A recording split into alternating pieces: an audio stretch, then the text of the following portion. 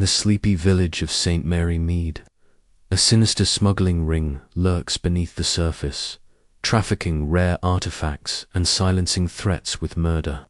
When Miss Jane Marple, the sharp-witted spinster, uncovers their trail, she becomes the target of chilling notes and deadly watchers. From the shadowy halls of Goswell House to the quiet churchyard, she unravels a web of deceit spun by cunning masterminds, risking her life to expose the unseen hand behind the crimes. Will her keen mind triumph, or will the village's secrets claim her next? Chapter 1. The Shadow in St. Mary Mead. The morning mist clung to the cobblestones of St. Mary Mead, curling around the quaint cottages like a ghostly shawl. Miss Jane Marple sat by her window, her knitting needles clicking softly, the rhythm as steady as her heartbeat. Her eyes, sharp despite her age, scanned the village street below. The butcher's boy pedalled past on his bicycle, a parcel of sausages swinging from the handlebars. Mrs. Price, the postmistress, bustled toward the shop, her scarf flapping in the autumn breeze. Everything seemed as it should be, yet Miss Marple's fingers paused, the woolen yarn still in her hands. Something was wrong.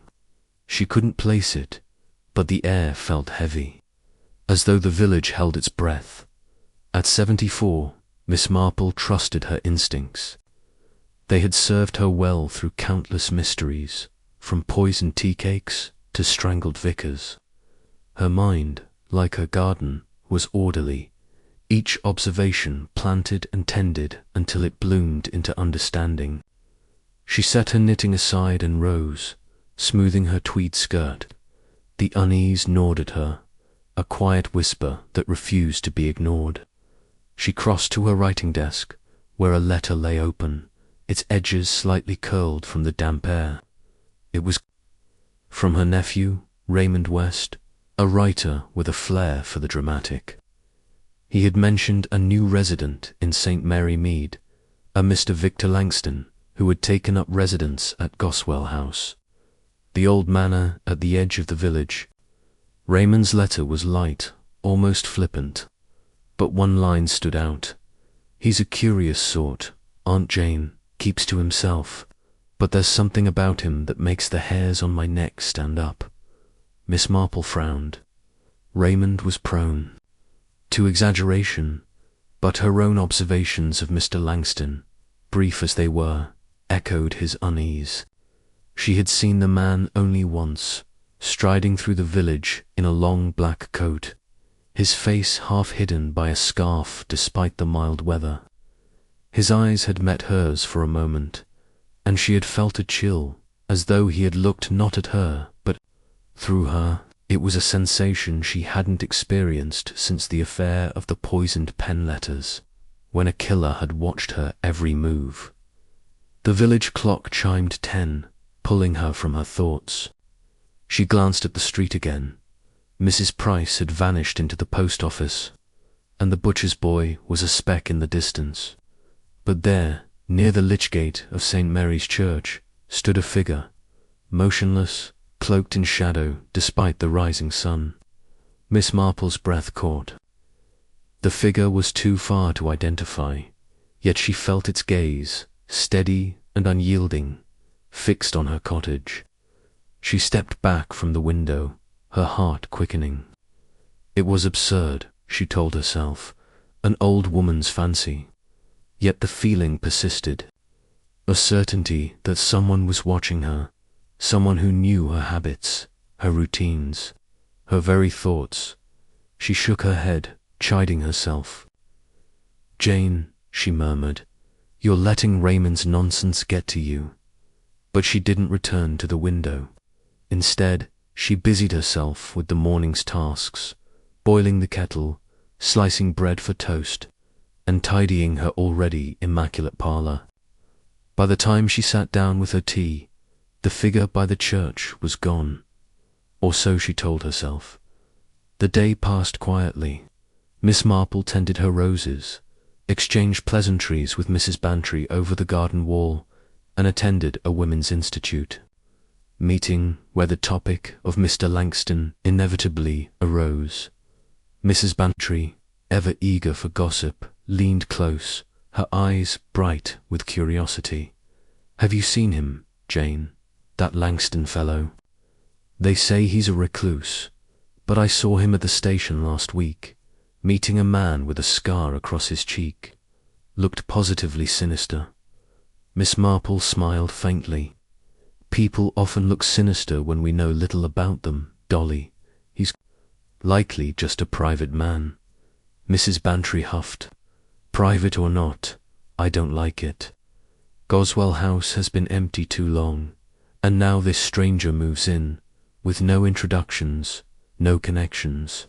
It's not proper." Miss Marple said nothing, but her mind catalogued the detail. A man with a scar. She had learned long ago that small facts, like seeds, could grow into revelations. That evening, as she sat by her fire, her knitting resumed its steady rhythm, but her thoughts were elsewhere. She recalled the figure by the church, the weight of its unseen eyes. She wondered if Mr. Langston was indeed as private as he seemed, or if he was something else entirely. The next morning brought a knock at her door, sharp and insistent. Miss Marple opened it to find Inspector Craddock, her old friend from Scotland Yard, his hat in hand and a grim expression on his face. Behind him stood a younger man, broad-shouldered, with a scar slicing across his left cheek. Miss Marple's heart skipped, but her smile remained serene. "Good morning, Inspector," she said. "And who is this?" Craddock gestured to the man. "This is Detective Sergeant Hayes, ma'am. We're here on a rather serious matter. May we come in, of course?" She led them to the parlour, her mind racing, the scarred man Mrs. Bantry's stranger. She offered tea, which they declined, and settled into her armchair. Her hands folded neatly in her lap. Craddock cleared his throat. "Miss Marple, there's been a murder. A woman named Clara Henshaw found dead in her flat in London last night. Strangled." Miss Marple's eyes widened slightly. "How dreadful. But what brings you to St. Mary Mead?" Craddock exchanged a glance with Hayes. "Clara Henshaw was a private investigator. She was looking into someone here, in your village. We found a note in her effects, addressed to you." He handed her a folded paper. Miss Marple unfolded it, her fingers steady despite the sudden chill in her bones. The note was brief, written in a hurried hand. "Miss Marple, beware. He knows you're watching. He knows everything. Ch." Her eyes lingered on the words, her mind sifting through possibilities. Clara Henshaw, a private investigator, dead. A warning to her, delivered too late. And a killer who, if the note was to be believed, knew her every move.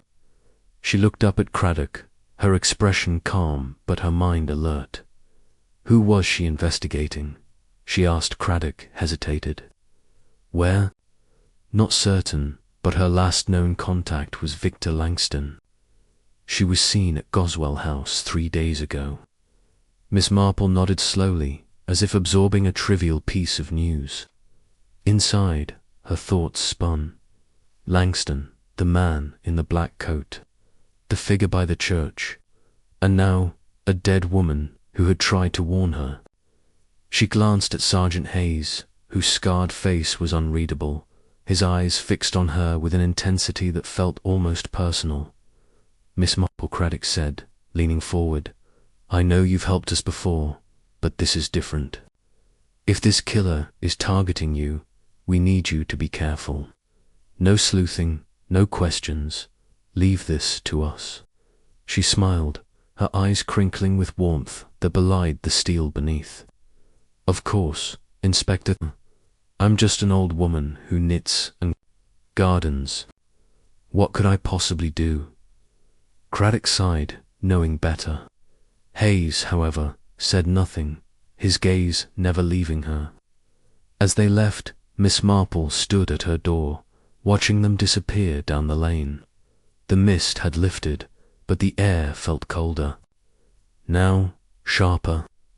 She closed the door and returned to her parlour, her knitting untouched.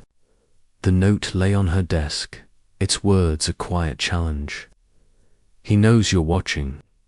He knows everything. That night, she sat by her window, the curtains slightly parted. The street was empty, the village asleep. But she felt it again, that unseen gaze, pressing against her like a weight. She didn't move, didn't flinch. Instead, she began to plan. Over the next few days, Miss Marple went about her routine with deliberate care. She chatted with the vicar about the church fete, helped Mrs. Bantry organise a charity sale, and even invited Mr. Langston to tea, though his polite refusal arrived by post the next morning. She watched, she listened, and she thought. The village, so familiar, became a chessboard in her mind, each resident a piece, each conversation a move. She noted the butcher's boy lingering too long near Goswell House, the postmistress's nervous glances toward the manor, and the way Sergeant Hayes seemed to appear whenever she left her cottage, always at a distance, always watching. On the fourth day, a second letter arrived, this one unsigned. It was slipped under her door in the night, its message scrawled in black ink. Stop looking, or you'll end like Clara. Miss Marple read it by lamplight, her face impassive. She folded the note and placed it beside the first, her mind cataloguing the handwriting, the paper, the threat. Someone was afraid, and fear made people careless. She would use that dot the following morning. She visited the post office, ostensibly to mail a letter to Raymond. Mrs. Price, flustered as ever, chattered about the weather, but her hands trembled as she sorted the post. Miss Marple watched closely, noting the woman's unease, the way her eyes darted to a stack of envelopes on the counter. One, half hidden, bore the same heavy black ink as the threatening note. Mrs. Price, Miss Marple, said gently, "You seem troubled. Is everything all right?" The postmistress flushed. "Oh, it's nothing, Miss Marple. Just busy, you know." "Of course."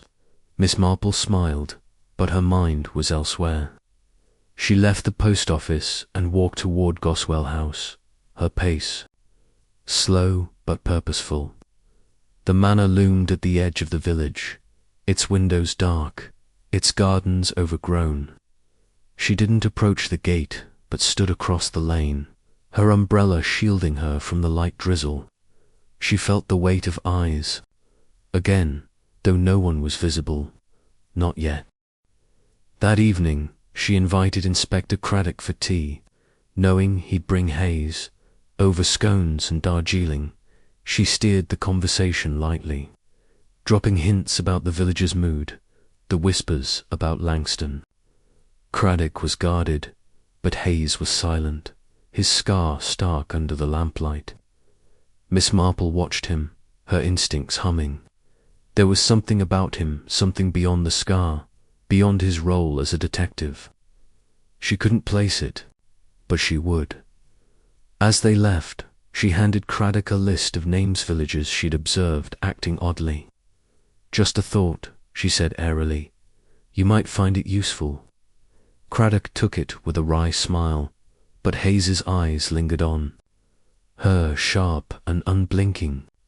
She met his gaze, her own serene but unwavering, a challenge, unspoken. The days blurred into a week, then two. Miss Marple pieced together fragments. The butcher's boy, who turned out to be Langston's nephew, delivering more than meat to Goswell House. Mrs. Price, who admitted to handling strange, unmarked letters, and a groundskeeper at the manor, seen burning papers in the dead of night. Each fragment was a thread, and Miss Marple wove them carefully, her mind as nimble as her needles. Then came the second murder. The groundskeeper, found in the manor's orchard, his throat cut. The village buzzed with fear, and Craddock returned, his face grim. "This is getting out of hand, Miss Marple. We're moving you to a safe house." "Nonsense," she said firmly. "I'm quite safe here," Craddock protested, but she was immovable. She knew the killer was close, watching, waiting for her. To falter, she wouldn't give them the satisfaction. That night, she sat by her window again, the curtains open, a single lamp burning, a lure, subtle but deliberate. If the killer knew her every move, she would give them something to see. At midnight, a shadow moved in her garden. Miss Marple's heart raced, but her hands were steady as she reached for her knitting bag, where a small, sharp letter opener lay hidden. The shadow paused, then retreated as if sensing a trap. She smiled faintly. They were clever, but so was she. The next morning she visited Goswell House under the pretense of delivering a Women's Institute pamphlet. Langston himself answered the door, his face pale, his eyes too bright. "Miss Marple," he said, his voice smooth but edged. "What a surprise." "I do hope I'm not intruding," she said, her tone mild. "I thought you might like to join our little community efforts." He declined, as she expected, but she lingered, her eyes taking in the hall behind him, a stack of papers, a coat with a torn hem, a faint smell of smoke. As she left, she felt his gaze on her back, heavy and cold. She walked home slowly, her mind racing. Langston was involved, but he wasn't alone. The killer was someone closer, someone who blended into the village's rhythm, unnoticed yet ever present. That afternoon, she sat with Mrs. Bantry, who was full of theories about the murders. "It's that Langston, I tell you," she insisted. "He's got the look of a man with secrets." "Perhaps," Miss Marple said, her eyes on the street outside. Across the lane, Sergeant Hayes stood by a lamppost, his scarf pulled high, his eyes on her cottage. She froze. The scarf, the same one she'd seen on Langston that first day, the same one worn by the figure at the church. Her mind clicked, pieces falling into place. Hayes, always there, always watching. Not just a detective, but something more.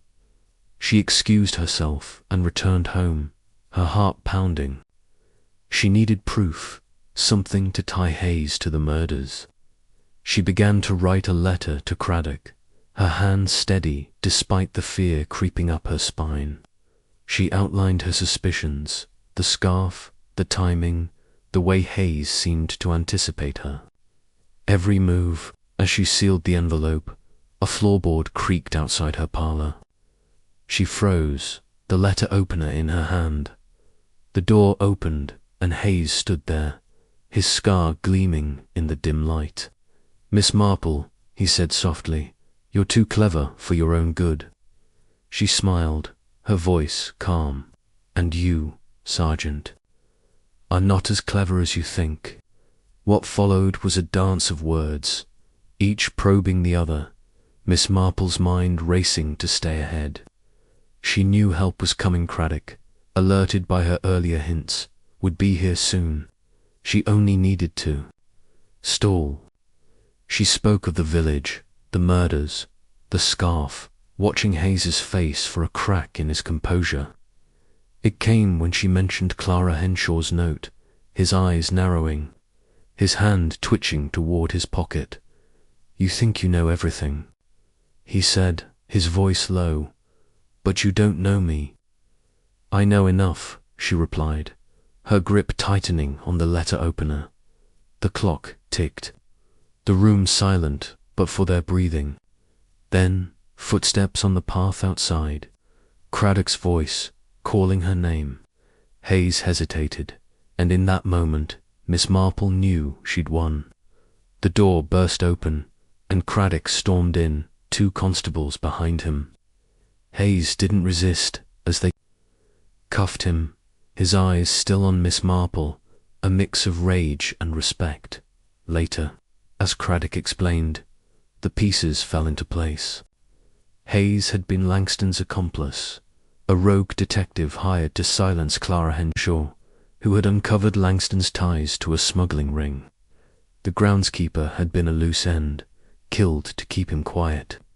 Hayes had watched Miss Marple, knowing her reputation, fearing her insight. The scarf had been his mistake. A careless link to Langston, Miss Marple sat by her fire that night, her knitting resumed, the village quiet once more. The threat was gone, but the memory of those unseen eyes lingered. She smiled faintly, her needles clicking. St. Mary Mead was safe, for now, but she knew, as surely as she knew her own garden, that shadows would return, and when they did, she would be ready. Chapter 2. The Whisper of Secrets. The dawn light filtered through the lace curtains of Miss Jane Marple's cottage, casting delicate patterns on the polished oak floor. She sat at her breakfast table, a cup of Earl Grey steaming gently, her eyes fixed on the garden beyond the window. The roses, heavy with dew, nodded in the breeze, but her thoughts were far from their quiet beauty. The arrest of Sergeant Hayes had quelled the immediate threat to St. Mary Mead, but Miss Marple knew better than to assume the danger was gone. Victor Langston, the enigmatic resident of Goswell House, remained at large, and the smuggling ring Clara Henshaw had uncovered was a shadow that stretched far beyond the village's cobblestones. She buttered her toast with precise movements, her mind sifting through the events of the past weeks. Hayes had been a pawn, a man of action but not of strategy. Langston, she suspected, was the true architect, a figure whose presence in St. Mary Mead was no coincidence. Clara's note, "He knows you're watching. He knows everything," still echoed in her mind, a warning that felt unfinished, as though the dead investigator had left a puzzle for her to solve.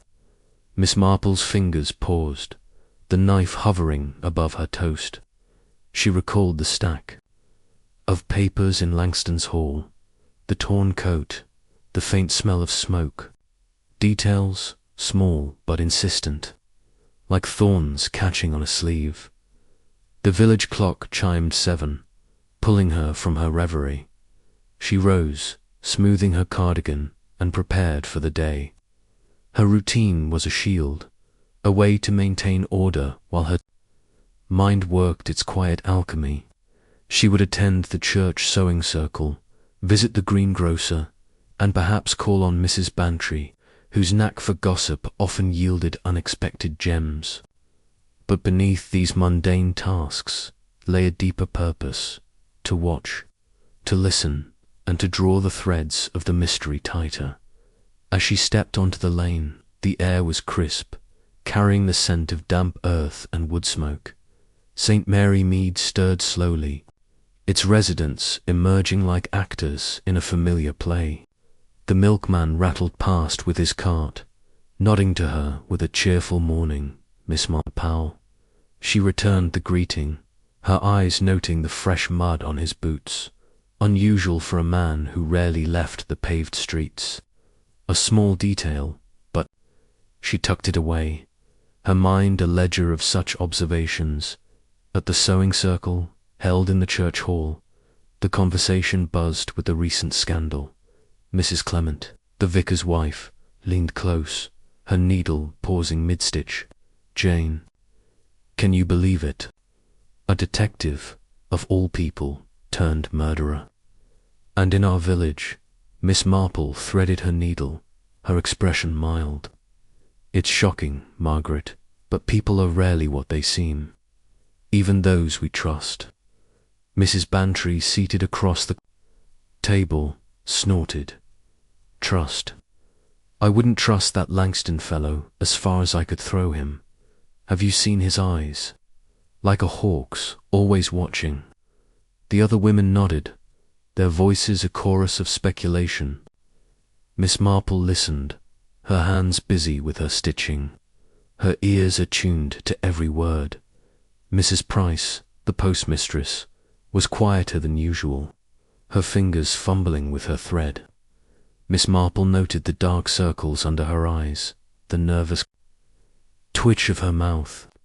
The woman had been shaken ever since admitting to handling those unmarked letters, and Miss Marple wondered what else she might know. After the circle, she walked to the greengrocer's, her basket swinging lightly. Mr. Poke, the shopkeeper, greeted her with his usual joviality, but his banter felt forced, his glance darting to the street outside. As he weighed her apples, Miss Marple mentioned the weather, then casually added, "I saw the milkman this morning, Mr. Poke. Such muddy boots.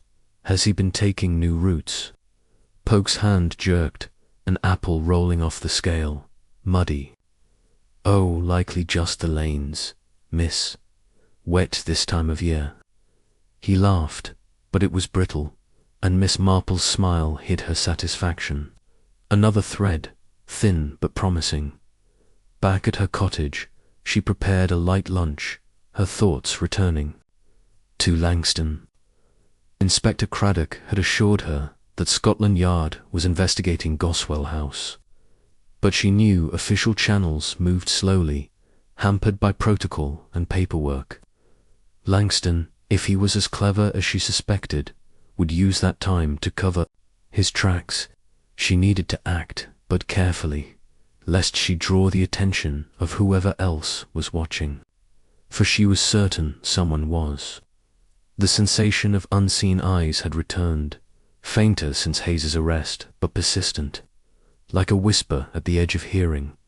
That afternoon, she visited Mrs. Bantry at Mead, the sprawling house where her friend held court over tea and scones.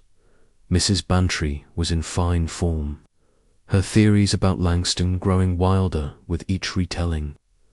"I heard he's got a secret room in that manor," she said, waving her teacup.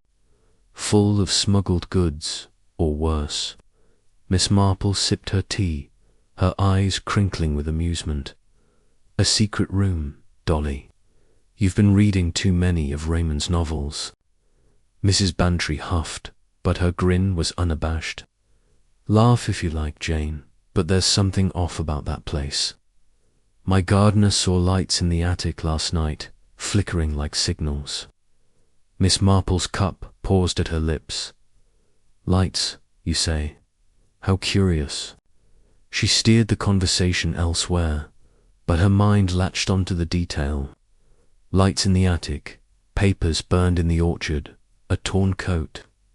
She recalled a case from years ago, a smuggling operation run through a coastal village where signals from a lighthouse had guided illicit ships. Could Goswell House be a hub, its isolation a perfect mask? The thought took root, and by the time she left Mead, her plan was forming. That evening, she wrote a letter to her nephew, Raymond, asking for his help. He had contacts in London, journalists and writers who could dig into Langston's past. Without arousing suspicion, she sealed the envelope, her handwriting neat but firm, and slipped it into her bag for the morning post. As she did, a faint sound reached her, a rustle, like leaves disturbed outside her window. She froze, her hand on the letter, her senses straining. The sound didn't repeat, but the air felt charged, as though the night itself were holding its breath. She moved to the window, parting the curtains just enough to peer out. The garden was dark, the roses mere silhouettes against the moonless sky. Nothing moved, yet the feeling of being watched was stronger now, almost tangible. She closed the curtains and sat by her fire, her knitting needles resuming their rhythm. But her mind was elsewhere. Someone was out there, and they were closer than she'd thought. The next few days passed in a blur of quiet investigation. Miss Marple visited the churchyard, ostensibly to tend her parents' grave, but her eyes scanned the manor's grounds across the field. She noted the comings and goings delivery vans, a man in a grey cap who lingered too long by the gate, a groundskeeper who wasn't the one found dead. She spoke with Mrs. Price again, coaxing out a reluctant admission that Langston had received another package, this one from abroad, heavy and sealed with wax. Each piece was a fragment, and she stored them carefully, waiting for the pattern to emerge. Then came a new development. Inspector Craddock telephoned, his voice tight with urgency. "Miss Marple, we've had a breakthrough. Hayes is talking, and he's named Langston as the head of the operation. But there's someone else in the village, someone feeding Langston information.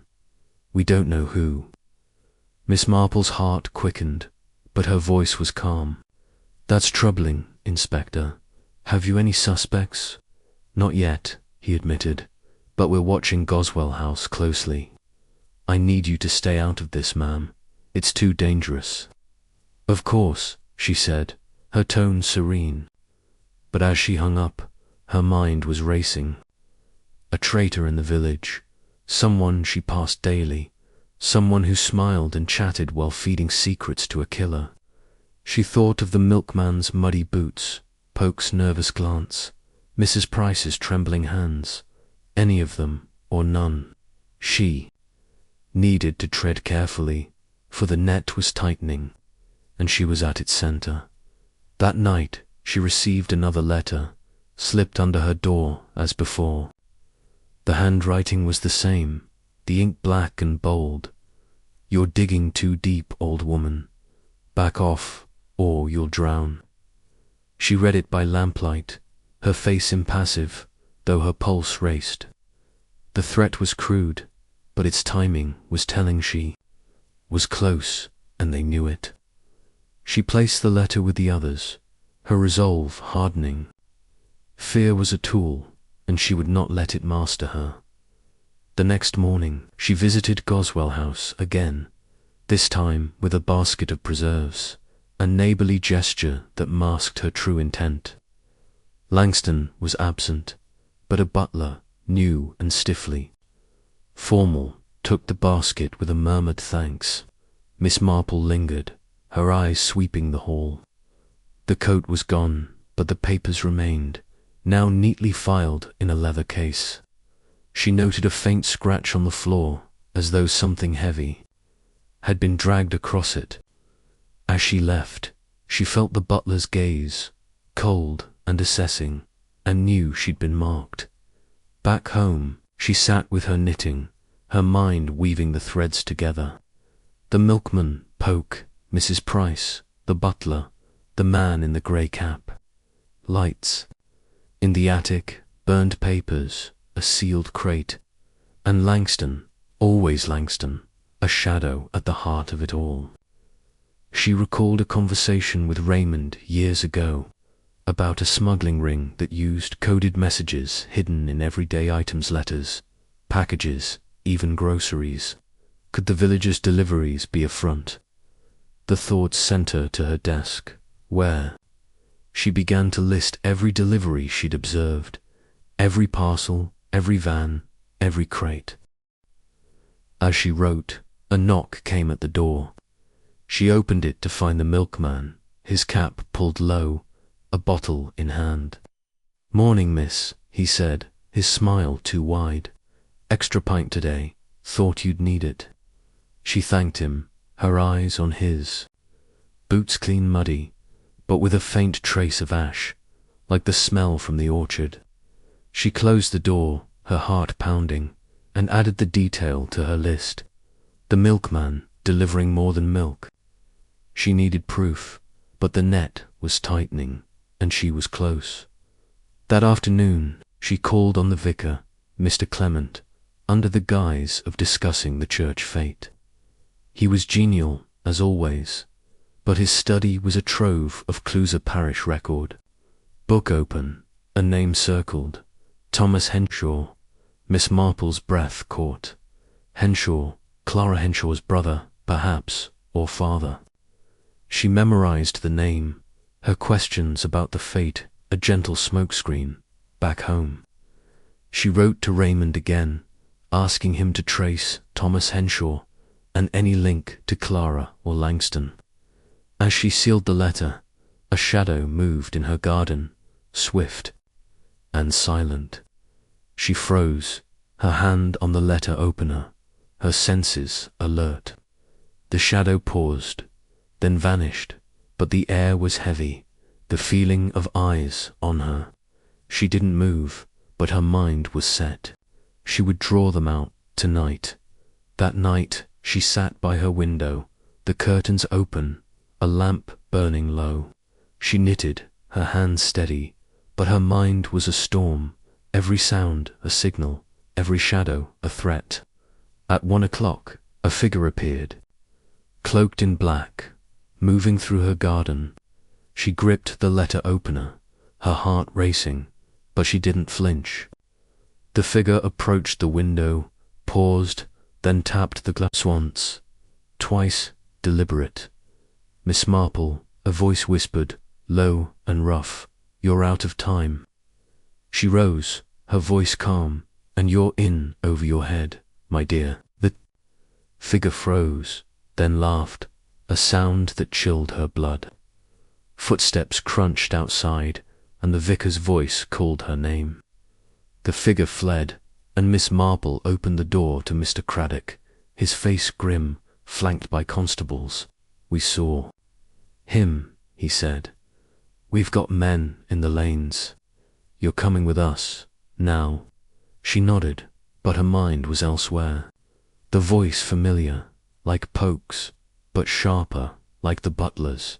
She knew it, and she'd find it. As they escorted her to the police car, she clutched her notebook, her resolve unbroken. Langston was the king, but this figure was his knight, and she'd topple them both. The village slept, but Miss Marple's mind was awake, weaving, planning, unraveling. The secrets of St. Mary Mead were unraveling, and she was at their heart, an old lady with a knitting bag and a letter opener, and a mind sharper than any blade. The game was on, and she would win. Chapter 3.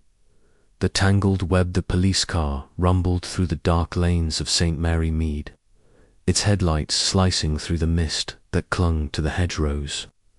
Miss Jane Marple sat in the back, her hands folded neatly in her lap, her knitting bag at her side. Inspector Craddock, beside her, was silent, his jaw tight, his eyes scanning the shadows beyond the windows. The constables in the front spoke in low tones, their radios crackling with updates from the search for the figure who had tapped on her window. Miss Marple's mind, however, was not on the chase, but on the voice she had heard low, rough, familiar yet elusive, like a tune half remembered.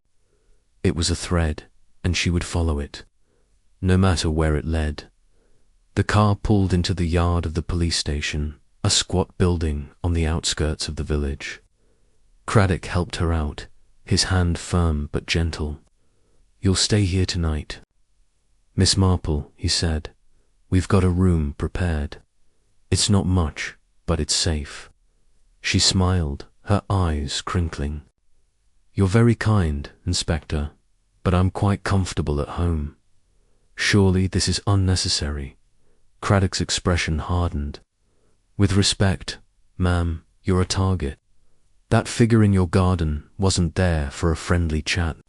Until we catch him, you're under our protection." Miss Marple nodded, her face serene but her mind racing. Protection was all well and good, but it tethered her, limited her movements. She needed freedom to observe, to listen, to unravel the web that connected Victor Langston, the murdered Clara Henshaw, and the traitor in the village. Still, she followed Craddock inside, her steps slow but deliberate, her eyes noting the stations. Details: the scuffed linoleum, the notice board cluttered with faded posters. The young constable who watched her with a mix of awe and curiosity. The room they gave her was small, with a narrow bed, a chipped basin, and a single window barred with iron. She set her knitting bag on the bed, her fingers brushing the letter. Opener hidden inside. Craddock lingered at the door, his face troubled. "Miss Marple, I know you're not one to sit idle, but I'm begging you'll leave this to us. Langston's dangerous, and his accomplice is still out there." "Of course, Inspector," she said, her voice mild. "I'll be no trouble at all." He sighed, knowing better, and left her with a constable posted outside. Alone, Miss Marple sat on the bed, her knitting needles clicking softly. The station was quiet, save for the distant hum of voices and the occasional creak of a chair. She thought of the voice at her window, replaying its cadence, its edge. It wasn't Poke, the greengrocer, whose voice was higher, more nervous. Nor was it the butler, whose clipped tones had a different rhythm. It was someone else, someone she'd heard in passing, perhaps at the sewing circle or the post office. She closed her eyes, letting her memory sift through the village's voices, searching for a match. Morning brought a grey dawn and a tray of tea and toast, delivered by the young constable. He was barely 20, with freckles and a shy smile. "Morning, miss," he said, setting the tray on the bedside table. "Hope you slept all right." "Thank you, young man," she said, noting his name, Tag P. C. Wren. "You're new to St. Mary Mead, aren't you?" He blushed. "Yes, miss. Transferred last month. Quiet place, mostly. Well, until now." She smiled, her eyes sharp, quiet. "Places often hide the most secrets, Constable Wren. Have you noticed anything unusual in your rounds?" He hesitated, glancing at the door. "Not my place to say, miss, but, well, there's been odd folks about. That man at Goswell House, for one, and the milkman, always out early, even when it's pouring, seems off, somehow." Miss Marple nodded, her mind cataloguing the detail. "Thank you, Constable, you're most observant." He left, flustered, and she sipped her tea, her thoughts returning to the milkman. His muddy boots, the trace of ash, his extra deliveries to her cottage. She recalled a case from years ago in a neighbouring village where a milkman had been the linchpin of a theft ring, using his rounds to pass messages. Could he be Langston's link, the traitor Craddock sought? She needed to see him, to hear his voice, to test her theory. By mid-morning, Craddock returned, his face lined with fatigue. "We didn't catch him," he admitted. "Lost him in the woods near Goswell House. But we've got men watching the manor, and we're digging into Langston's contacts. Hayes is giving us more names, but he's cagey about the village connection." Miss Marple tilted her head. "And what of Thomas Henshaw? I understand he may be related to Clara." Craddock's eyes narrowed. "How did you? Never mind." "Yes, Thomas was her brother. He's a clerk in London, no criminal record, but he's vanished. We're looking for him." She nodded, her mind adding Thomas to the web. Clara's brother, perhaps a motive for her investigation, perhaps a target. Himself? She wanted to ask more, but Craddock's expression was stern. "Miss Marple, you're to stay here. I've got enough on my plate without worrying about you poking around." "Of course," she said, her smile disarming. But as he left, she was already planning. The station, with its comings and goings, was a vantage point. She could watch, listen, and perhaps coax a few answers from the young Constable Wren. Over the next few days, she settled into a routine, her presence in the Station a quiet anomaly. She knitted, read the local paper, and chatted with the constables, her questions gentle but probing. Wren, eager to please, let slip that the milkman, Tom Bates, had been seen near Goswell House at odd hours, delivering to a back gate another.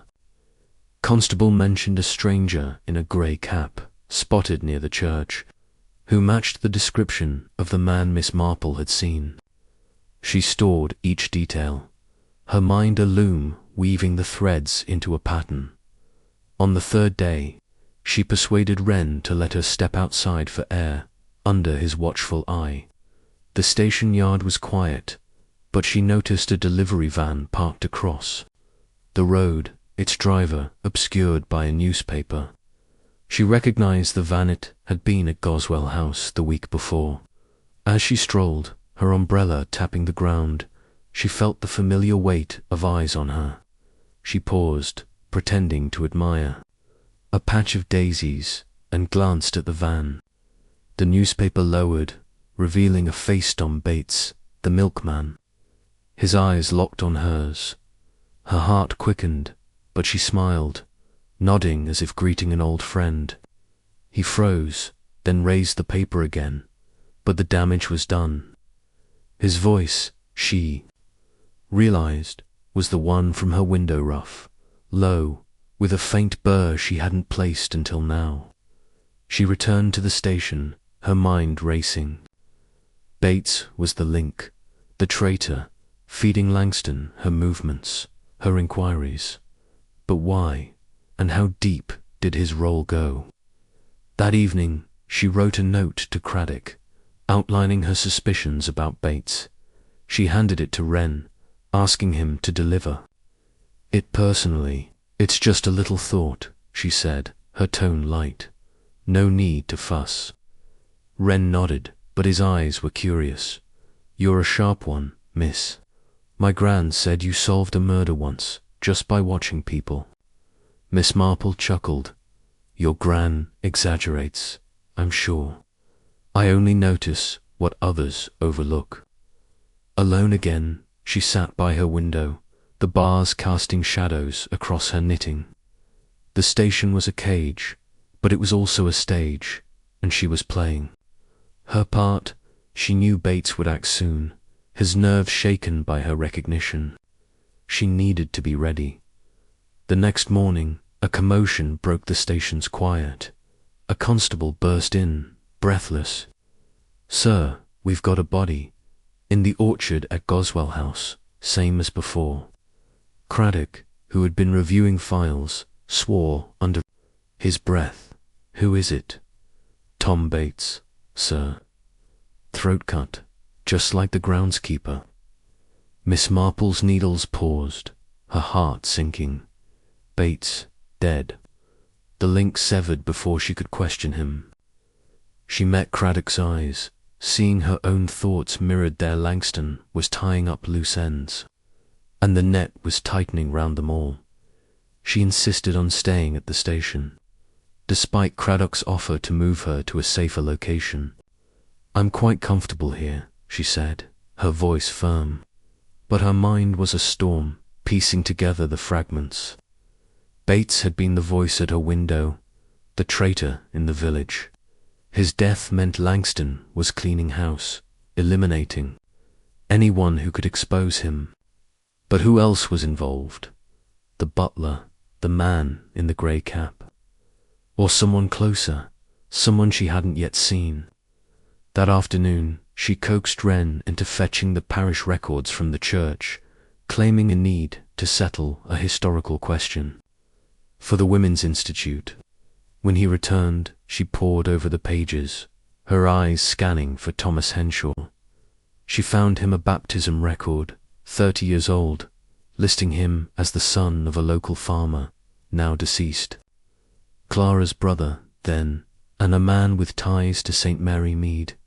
She noted his last known address, a flat in London, and slipped a note to Craddock, suggesting they check it. By evening, the station buzzed with activity. Craddock returned, his face grim, "We found Thomas Henshaw," he said, "dead in his flat, strangled like his sister. And there was a note addressed to you." He handed her a slip of paper, its edges stained with ink. The message was brief. "You're next, Miss Marple. You can't hide forever." She read it, her face calm, though her pulse raced.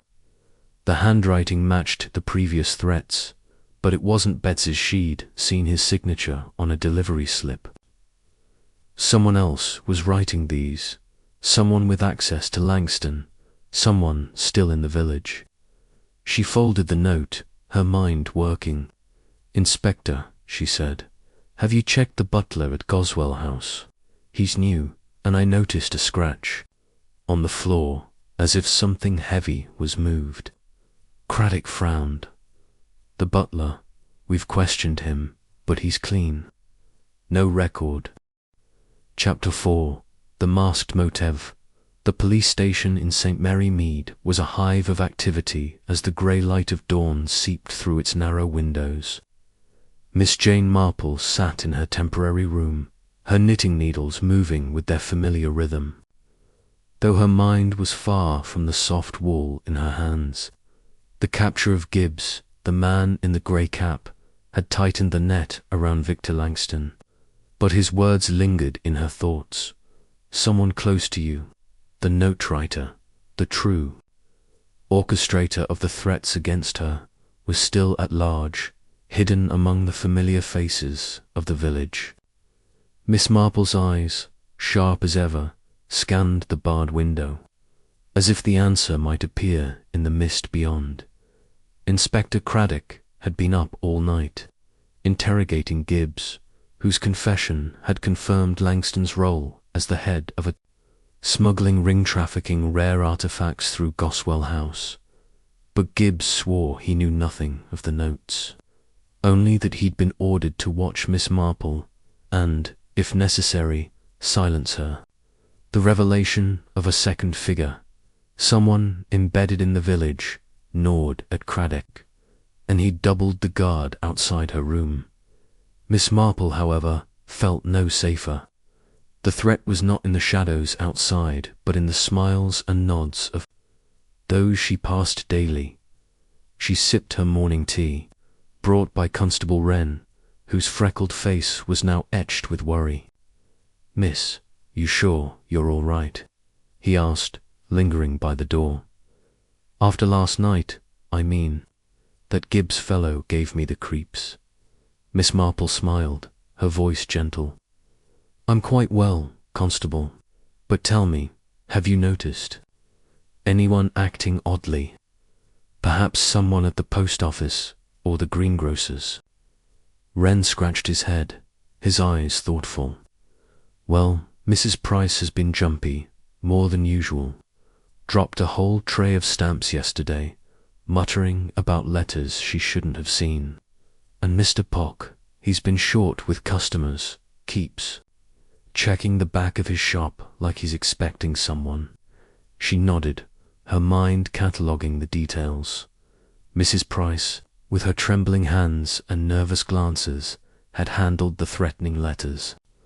Poke, with his forced joviality, had flinched at her mention of the milkman's muddy boots, and the butler at Goswell House, whose cold stare and pristine record felt too perfect, like a mask. Each was a thread, and she was weaving them into a pattern, though the final shape eluded her. "Thank you, Constable," she said. "You're a great help." Wren blushed and left, and Miss Marple set her tea aside, her thoughts returning to the notes. The latest, found with Thomas Henshaw's body, had been bold and direct. "You're next, Miss Marple. You can't hide forever." The handwriting, identical to the others, was neat, almost formal. Unlike the hurried scrawl of a thug like Gibbs or the rough hand of Tom Bates, it suggested education, precision, someone who took pride in their work. She recalled the parish records, the circled name of Thomas Henshaw, and wondered if Clara's brother had known the knot writer. perhaps even trusted them. A knock interrupted her thoughts. Craddock entered, his face haggard but determined. "Miss Marple, we've got a lead on the butler, thanks to your nudge. His name's Harold Vance, and he's not as clean as he seemed. False papers, a history of petty crime in London. We're bringing him in today." Her eyes brightened, though her expression remained serene. "That's excellent news, Inspector. And what of Langston?" Craddock sighed. "Still holed up in Goswell House. We've got the place surrounded, but he's slippery, and this village traitor Gibbs swears he never met them, only got orders through dead drops. Notes left in a hollow tree near the church." Miss Marple's needles paused. "A hollow tree, you say? How intriguing." Craddock frowned, sensing her mind at work. "Don't even think about it, ma'am. You're staying here, and that's final, of course," she said, her smile disarming. But as he left, her thoughts were already racing. A hollow tree by the church, a place she knew well from her walks in the churchyard. It was a clever choice, hidden in plain sight, where villagers passed daily without suspicion. She needed to see it, but the station's walls were a barrier, and Craddock's watch was tight. Over the next few hours, she played her part, knitting, reading, and chatting with the constables who brought her meals. She coaxed stories from them, small details about the village's rhythm, the postman's new route, the vicar's late-night walks, the delivery vans that seemed to multiply. Each fragment was a piece of the puzzle, and she stored them carefully, her mind a ledger of secrets. By noon, she persuaded Wren to let her stretch her legs in the station yard under his supervision. The air was damp, the sky heavy with clouds, and she walked slowly, her umbrella tapping the ground. Across the road, a familiar van idled, its driver hidden. She noted its license plate, the same as the one she'd seen at Goswell House and near Bates's body. As she paused, pretending to adjust her scarf, she felt the weight of eyes again, not from the van, but closer, perhaps from the station itself. She glanced at Wren, who was watching the road, oblivious to the tension in the air. Back in her room, she wrote a note to Craddock, suggesting he checked the van's owner and the hollow tree by the church. She handed it to Wren, her voice light. "Just a thought, Constable. No need to fuss." He nodded, but his eyes were curious, and she knew he'd deliver it promptly. Alone again, she sat by her window, her knitting a steady rhythm. The station was a cage, but it was also a vantage point, and she was using it to her advantage. The note-writer was close, perhaps even among the constables, though she dismissed the thought as unlikely. Still, she trusted no one fully, not even Wren, whose eagerness could mask something darker. That afternoon, Craddock returned, his face grim. "Vance, the butler, is dead. Found in his room at Goswell House, poisoned. Looks like suicide, but I'm not buying it. And we checked the a note addressed to you." He handed her a folded paper, its edges crisp, the handwriting unmistakable. "You're running out of moves, Miss Marple. The game ends soon." She read it, her heart quickening but her face calm. Poison, not a blade or a noose. A shift in method, suggesting a new hand or a deliberate change. She folded the note, her mind racing. Vance's death was another loose end tied, like Bates, like Henshaw. Langston was ruthless, but the note-writer was cunning. Their threats are personal. "Challenge, Inspector," she said. "Have you considered the post office? Mrs. Price handled similar letters, and she's been most anxious."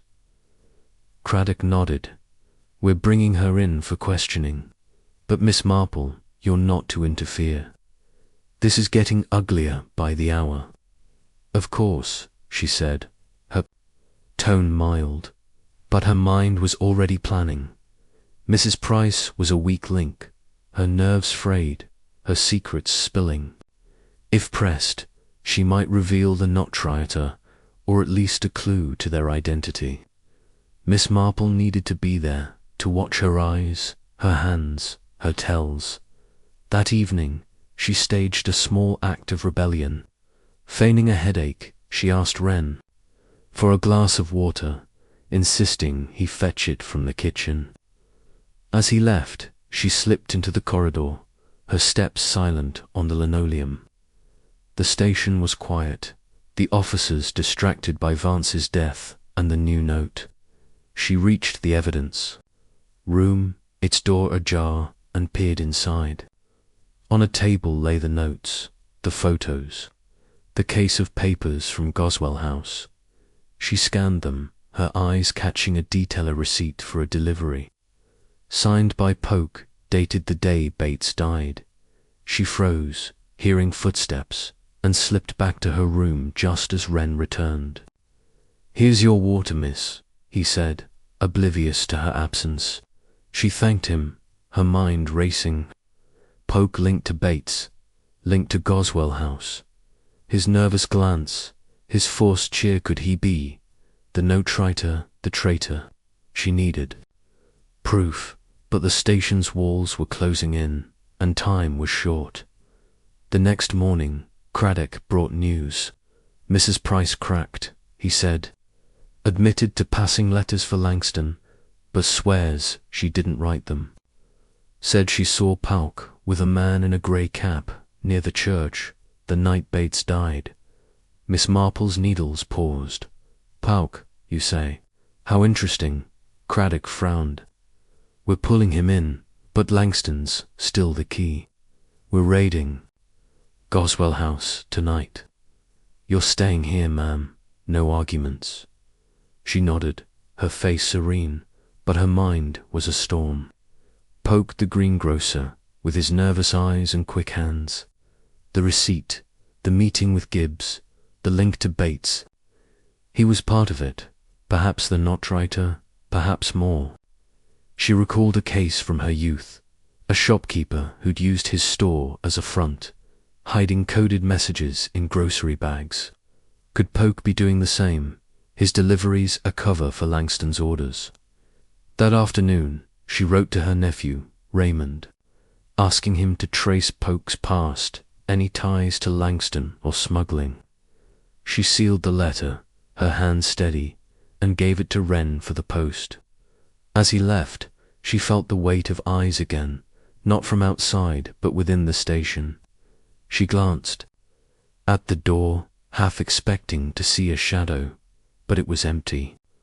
Still, the feeling persisted, a whisper of danger. By evening, the station was tense. The raid on Goswell House imminent. Craddock stopped by, his face set. "We're moving out, Miss Marple. You'll be safe here, with Wren and 2 others. Be careful, Inspector," she said, her voice soft but firm. "Langston is clever, and his ally is closer than you think." He nodded, but his eyes were distracted, and she knew he hadn't fully grasped her warning. Alone again, she sat by her window, her knitting a steady rhythm. The station was quiet, save for the murmur of the remaining constables. She thought of Polk, of Mrs. Price, of the hollow tree, of the notes. The web was tightening, but the center was still hidden. A masked motive she couldn't yet see. At midnight, a noise broke, the silence a thud, like a door closing too hard. Miss Marple's needles stopped, her senses alert. She rose, gripping her letter opener, and moved to the door, listening. Voices, low and urgent, came from the corridor. She recognized Wren's, but the other was unfamiliar, sharp and commanding. She cracked the door, peering out, and saw Wren arguing with a man in a constable's uniform, his face half turned. The man's hand was on Wren's arm, his voice a hiss. "Keep her quiet, or you're done." Her heart raced, but she closed the door silently, her mind working. A traitor in the station, not Wren, but someone higher, perhaps the new sergeant who'd arrived last week. She recalled his name Dawes, with a clipped voice and cold eyes. Could he be the no-traitor, Langston's inside man? She needed to act, but the station was a trap, and she was its bait. She wrote a quick note to Craddock, outlining her suspicions about Dawes, and hid it in her knitting bag. Then she staged her final move. Feigning a cough, she called for Wren, asking for tea. As he left, she slipped into the corridor again, heading for the evidence room. The door was locked, but she'd seen Wren's keys on his belt earlier. She returned to her room, her heart pounding, and waited. Wren brought the tea, his face pale. "Miss, you should rest. It's not safe tonight." She smiled, her eyes sharp. "You're a good lad, Constable. But tell me, who's that new Sergeant Dawes? He seems watchful." Wren hesitated, glancing at the door. "He's strict. Mr. came from London, says he knows Langston's type, but he's been asking about you, more than seems right." She nodded, her suspicions confirmed. "Thank you, Wren. Now, go keep watch. I'll be fine." Alone, she sipped her tea, her mind racing. Dawes, Poke, Langston, the web was clear now, but she needed proof, and the raid on Goswell House would be the key. If Langston escaped, Dawes would protect him, and the notes would continue. She had to act, to force the truth into the open dot. At 2 a.m., the station shook with shouting. Craddock burst in, his face flushed. "We got Langston, Miss Marple." He was packing to flee, had a stash of artifacts in the attic, but someone tipped him off. Pock's gone, vanished from his shop. She nodded, her face calm. "And Sergeant Dawes, Inspector?" "Where is he?" Craddock frowned. "Dawes, he's with the team. Why?" "Perhaps you should check," she said, handing him the note from her knitting bag. "I believe he's more than he seems." Craddock read it, his face darkening, and stormed out, barking orders. Miss Marple sat back, her knitting resumed, her heart steady. The raid had broken Langston's hold, but Dawes was the final piece, the not-writer, the traitor. She heard shouts, a scuffle, and then silence. Craddock returned, his face grim but relieved. "Dawes tried to run," he said. "Caught him with a burner phone, texting Langston's lawyer. He wrote the notes, 'Ma'am. Wanted you scared off. Thought you'd ruin everything.'" Miss Marple smiled, her eyes crinkling. "He underestimated an old lady's curiosity, Inspector." Craddock shook his head, half admiring, half exasperated. "You're one of a kind, Miss Marple. We're taking you home tomorrow, but I'm begging you stay out of trouble." "Of course," she said, her tone mild. But as he left, her mind was already turning, cataloguing the loose ends. Poke's disappearance, the artifacts, the motive behind Dawes's betrayal. The web was unraveled, but a few threads remained, and she would follow them, quietly, in her own time. Back in her cottage the next day, she sat by her window, her roses nodding in the breeze. The village was quiet, its rhythm restored, but she felt the echo of those unseen eyes, fainter now, but not gone. She picked up her knitting, her needles clicking, her mind at rest, but ever watchful. St. Mary Mead was safe, for now, but Miss Marple knew the shadows would return, and when they did, she would be ready, an old lady with a sharp mind and a heart unafraid. Chapter 5. The echoes of silence. The late afternoon sun cast long shadows across the cobblestones of St. Mary Mead, bathing Miss Jane Marple's cottage in a golden glow. She sat by her parlour window, her knitting needles clicking with their familiar cadence, a soft counterpoint to the quiet hum of the village. The arrest of Victor Langston and Sergeant Dawes had lifted the immediate threat from Goswell House, but Miss Marple's mind was not at ease. The greengrocer, Mr. Pock, remained at large, a fugitive whose disappearance gnawed at her like an unfinished stitch. The smuggling ring was broken, but its echoes lingered, whispering of secrets yet uncovered. She set her knitting aside and rose, smoothing her tweed skirt. Her cottage, with its polished oak and familiar comforts, felt both a sanctuary and a stage where she played the role of the harmless old lady while her thoughts wove a tapestry of suspicion. The threatening notes had stopped with Dawes's capture, but Poke's vanishing act suggested he was more than a minor player. She recalled his nervous glance, the receipt linking him to Tom Bates's murder, and his meeting with Gibbs Near. The church. These were not the actions of a mere accomplice, but of someone with a deeper stake. Perhaps a motive of his own. The village clock chimed 5, pulling her from her thoughts. She glanced at the street, where children played hopscotch, and Mrs. Bantry's gardener clipped her hedges with rhythmic snips. Everything seemed as it should be, yet Miss Marple felt a faint prickle, the same instinct that had warned her of danger weeks ago. She crossed to her writing desk, where a letter from her nephew, Raymond West, lay open. He had traced Poke's past, uncovering a murky history, a stint in London as a bookkeeper for a shady antiques dealer, a brief arrest for fraud, and a sudden move to St. Mary Mead 3 years ago. Raymond's note ended with a question. Why would a man like that settle in a sleepy village, Aunt Jane? It smells like he was hiding or waiting. Miss Marple frowned, her fingers tracing the letter's edges. Poke had blended into the village's rhythm, his shop a hub of gossip and groceries, yet his eyes had always held a flicker of something else, fear, perhaps, or calculation.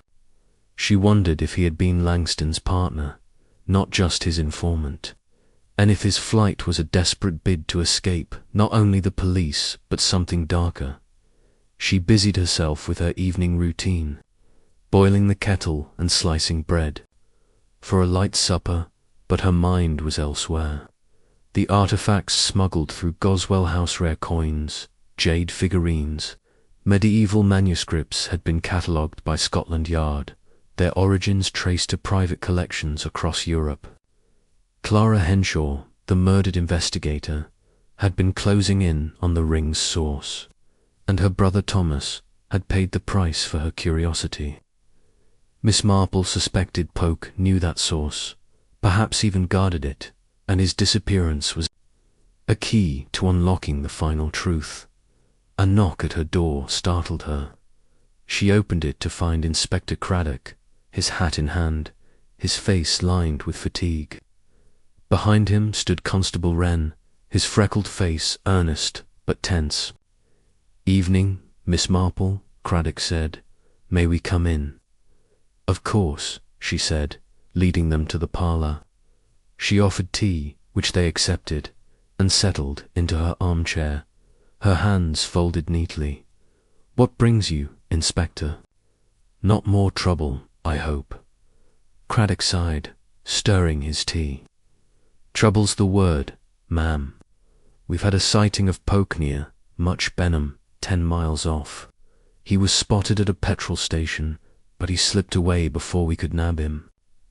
And there's more. We found a ledger in his shop, hidden under the floorboards.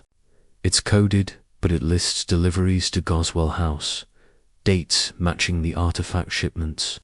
Miss Marple's eyes sharpened, though her voice remained mild. "A ledger, you say? How fascinating. And have you decoded it?" "Not yet," Craddock admitted. but it's clear Poke was neck-deep in the ring. What's odd is the last entry dated the day he vanished. It mentions a final shipment and a name, Carver. Her heart quickened, but she kept her expression serene. Carver, a new player perhaps. Possibly, Craddock said. We're running the name through our records. But Miss Marple, I need you to stay clear of this. Poke's desperate, and desperate men don't think twice about hurting an old lady, even one as sharp as you. She smiled, her eyes crinkling. I'm just a villager, inspector, tending my roses and knitting. What could I possibly do? Craddock snorted, unconvinced, and Wren hid a grin. As they left, Miss Marple stood at her door, watching them disappear down the lane. The name Carver echoed in her mind, unfamiliar yet heavy with significance. She recalled a case from decades ago, a forger named Carver who'd vanished after a scandal involving fake antiquities. Could it be the same man or a relative tied to Langston's ring? She needed to know, but Craddock's watch was tight, and her every move was noted. That evening she sat by her fire, her knitting resumed, but her thoughts were a storm. She listed the fragments, Poke's ledger, the final shipment, Carver's name, the artifact's origins.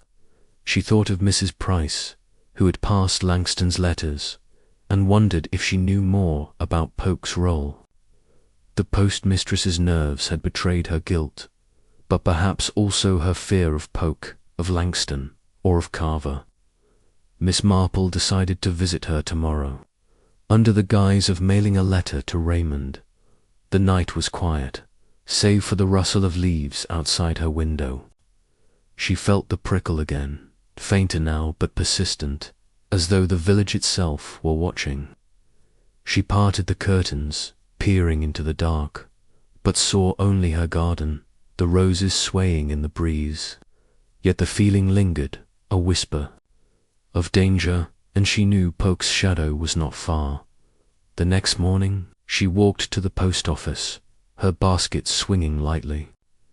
The air was crisp, carrying the scent of autumn leaves, and St. Mary Mead stirred with its usual rhythm, the butcher's boy whistling, Mrs. Bantry's dog yapping, the vicar polishing the church gate. Miss Marple noted it all, her eyes scanning for anything amiss. At the post office, Mrs. Price greeted her with a forced smile, her hands trembling as she sorted letters. "Good morning, Mrs. Price," Miss Marple said, placing her letter on the counter. "You seem busy today." "Oh, always busy, Miss Marple," the postmistress said, her voice high. "So many letters, you know." Miss Marple leaned closer, her tone gentle. "It must be trying, handling all those parcels for Goswell House. And Mr. Poke's deliveries, he was such a regular customer, wasn't he?" Mrs. Price's hands froze, a stamp fluttering to the floor. "Poke, oh yes, he sent things now and then. Nothing special." Miss Marple smiled, her eyes sharp. "Of course, but I heard he was quite particular about his packages, always insisting on special seals. Did you ever notice anything odd about them?" The postmistress flushed, her eyes darting to the door. "Odd? No, just groceries, I suppose." "I didn't look closely." Miss Marple nodded, letting the silence stretch. Mrs. Price fidgeted, then blurted, "He did ask me once to hold a parcel, said it was for a friend named Carver. I didn't think much of it, but—" "Oh, Miss Marple, I shouldn't have said that."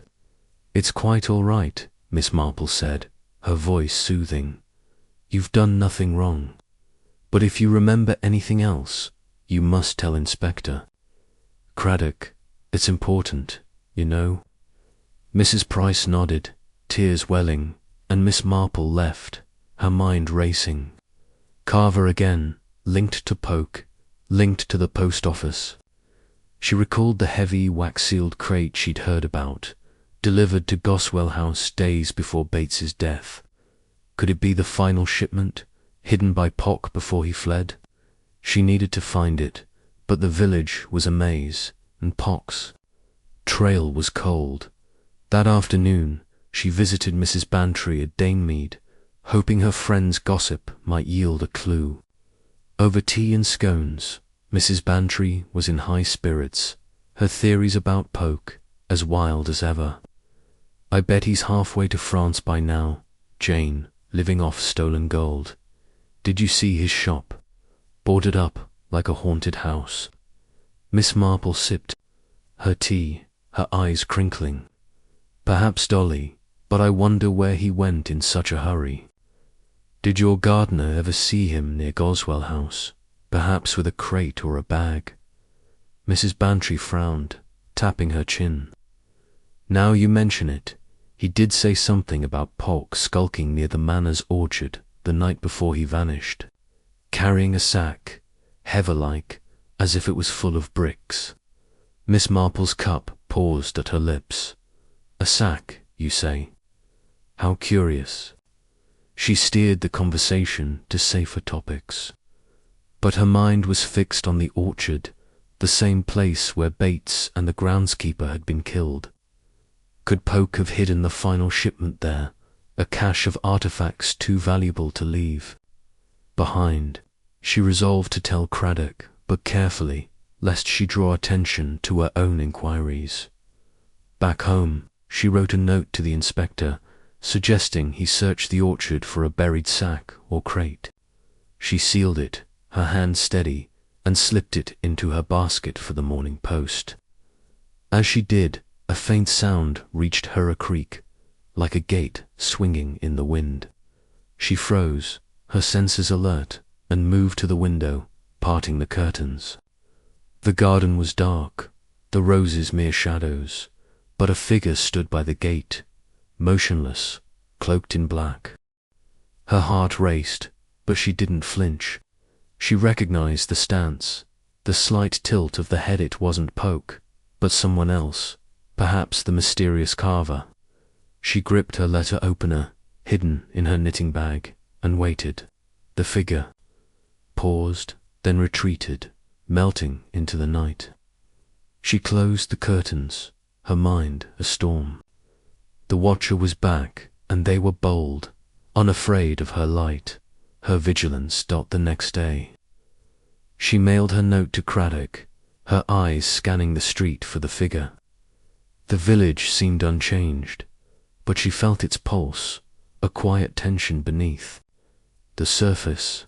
At the sewing circle, she listened to the women's chatter, noting their Enos Mrs. Clement's hushed voice, Mrs. Price's absence, the vicar's wife mentioning a stranger at the church, asking about Poke's shop. Miss Marple stored each detail, her needles clicking, her mind weaving. That evening, Craddock telephoned, his voice tight. "Miss Marple, we found a crate buried in the orchard, full of gold coins and a manuscript, worth a fortune. But there's a problem. Poke's been spotted again, this time in London, and he's not alone. We think Carver's with him." Her heart quickened, but her voice was calm. "Carver, Inspector, have you learned more about him?" "We're close," Craddock said. "The ledger's code is breaking, and Carver's name keeps popping up. Looks like he's the source, the man who supplied Langston's artifacts. But Miss Marple, you're to stay put. Poke and Carver are dangerous, and they know you're onto them." "Of course," she said, her tone serene. But as she hung up, her mind was racing. Carver, the source, tied to Poke, tied to the crate. She thought of the figure in her garden, the bold watcher, and wondered if Carver was closer than London, perhaps even in St. Mary Mead, tying up his own loose ends. That night she sat by her window, the curtains parted, a single lamp burning. She knitted, her hands steady, but her senses were alert, every creak a signal, every shadow a threat. At midnight, the gate creaked again, and the figure returned, closer now, standing by her rose bushes. She gripped her letter opener, her heart pounding, but her face was calm. "Miss Marple," a voice whispered, low and smooth, not pokes, but colder, more refined. "You're too curious for your own good." She rose, her voice firm. "And you, sir, are too bold. Show yourself, Mr. Carver." The figure laughed, a sound that chilled her blood, and stepped into the light. He was tall, with sharp features and grey eyes, a man of 50, dressed in a tailored coat. "Carver," he said, bowing slightly, "and you're as clever as they. Say, but this game is mine, and you're out of moves." She smiled, her eyes sharp. "We'll see, Mr. Carver. The board is still in play." Footsteps crunched outside, and Craddock's voice called her name. Carver froze, then fled, scaling the garden wall with ease. Miss Marple opened the door to find Craddock, his face grim, flanked by constables. "We saw him," he said. "We've got men in the lanes. You're coming with us, now." She nodded, but her mind was elsewhere. Carver's face, his voice, his confidence. She knew him now, and she'd find him. As they escorted her to the police car, she clutched her knitting bag, her resolve unbroken. Pock was a pawn, Langston a king, but Carver was the master, and she'd topple him. The village slept, but Miss Marple's mind was awake, weaving, planning, unraveling. The echoes of silence were breaking, and she was at their heart, an old lady with a sharp mind and a heart unafraid. The game was on, and she would win. Chapter 6. The Final Gambit. The police car sped through the darkened lanes of St. Mary Mead, its tires humming against the damp cobblestones. Miss Jane Marple sat in the back, her knitting bag clutched in her lap, her eyes fixed on the fleeting shadows beyond the window. Inspector Craddock, beside her, gripped the armrest, his face taut with urgency. The constables in the front spoke in clipped tones, their radios crackling with reports of the manhunt for Carver, the elusive mastermind who had stood in her garden, his grey eyes gleaming with cold certainty. Miss Marple's heart beat steadily, but her mind was a whirlwind, piecing together the fragments of a puzzle that had grown more intricate with each revelation. Carver's voice echoed in her thoughts, smooth, refined, with a hint of mockery that belied his danger. He was no mere smuggler like Langston, nor a desperate pawn like Poke. He was the architect, the man who had supplied the artifacts, orchestrated the murders, and watched her every move with a precision that chilled her. Yet his boldness in confronting her, in revealing himself, was a misstep, a crack in his otherwise flawless facade. Miss Marple knew that pride was a weakness, and she would use it to draw him out. The car pulled into the police station. Its yard now, a flurry of activity constables hurrying to their posts, headlights slicing through the mist. Craddock helped her out, his hand firm. "Miss Marple, you're staying here, no arguments. Carver's on the run, but he's close, and he's got no reason to hold back now." She smiled, her eyes crinkling. "Of course, Inspector. I'll be no trouble at all." Craddock's eyes narrowed, unconvinced, but he led her inside, where Constable Wren waited, his freckled face pale but resolute. The station was a fortress, its doors locked, its windows barred, yet Miss Marple felt no safer. Carver's reach was long, his allies unknown, and the village's quiet facade hid a current of fear that she could almost taste. Her room was the same narrow bed, chipped basin, iron-barred window, but it felt smaller now, a cage that chafed against her need. To move, to act.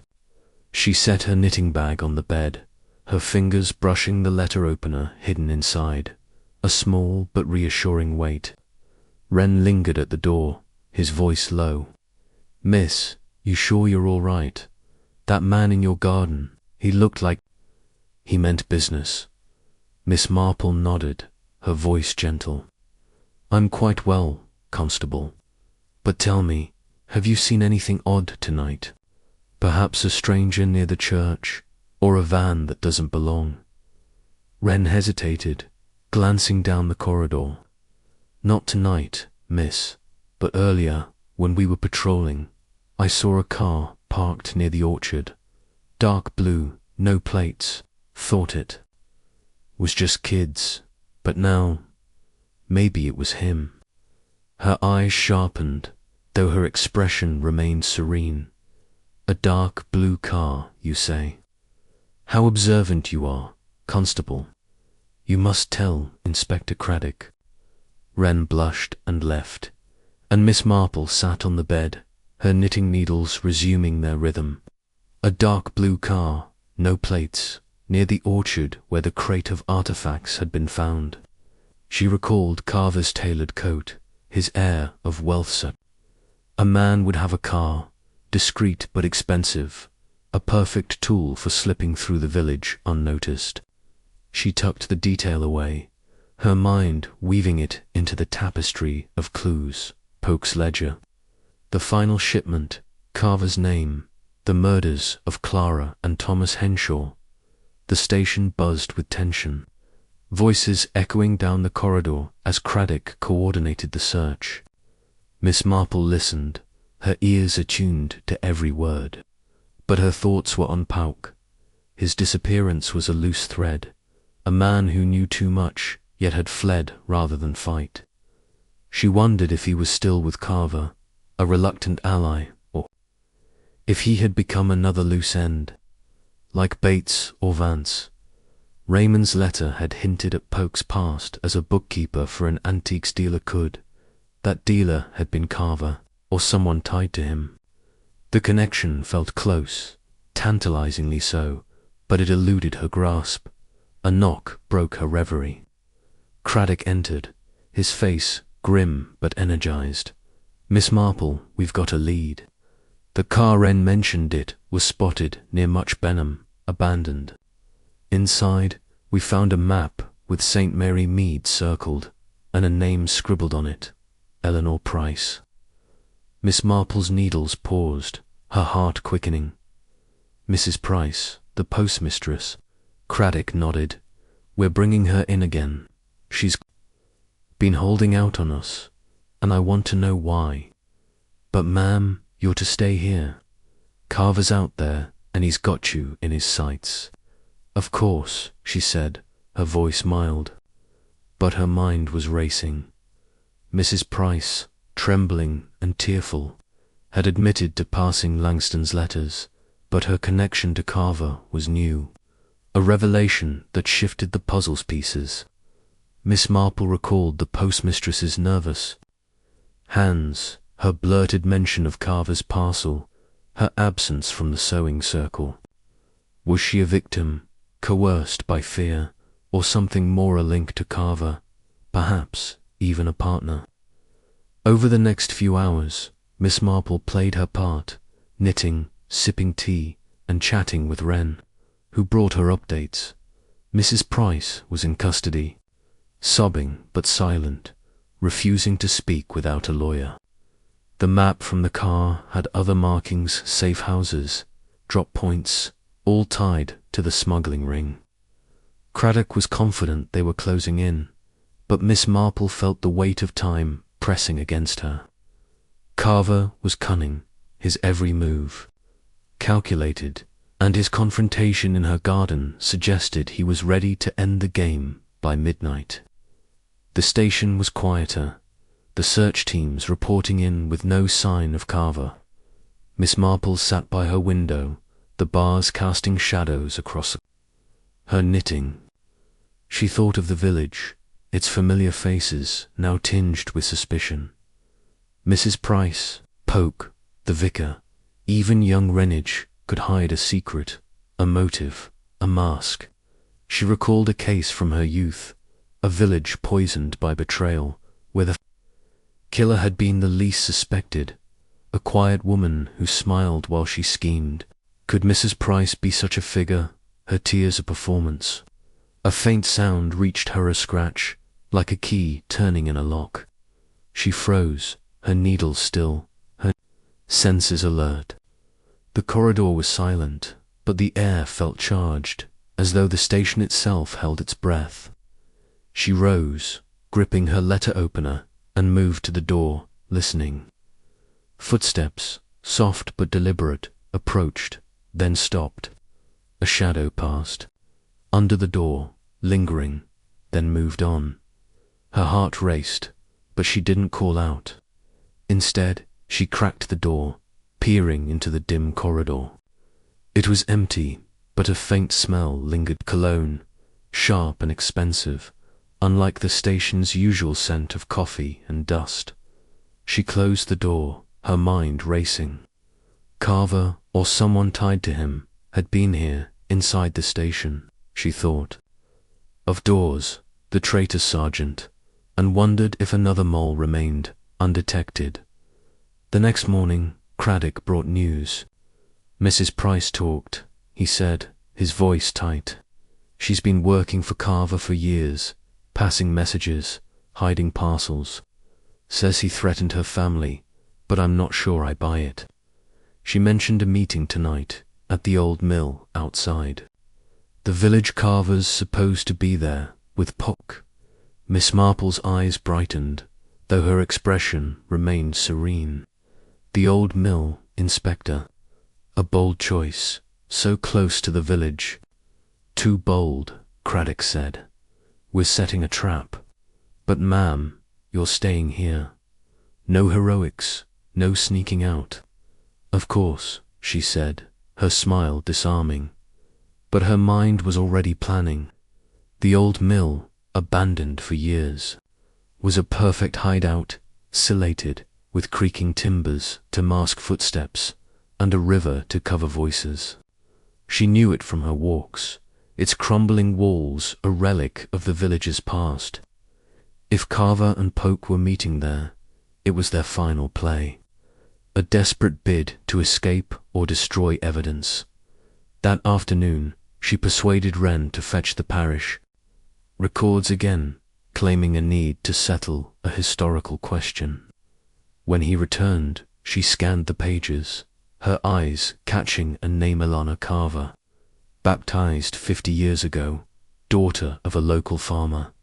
She froze, her heart quickening. Eleanor Price, née Carver.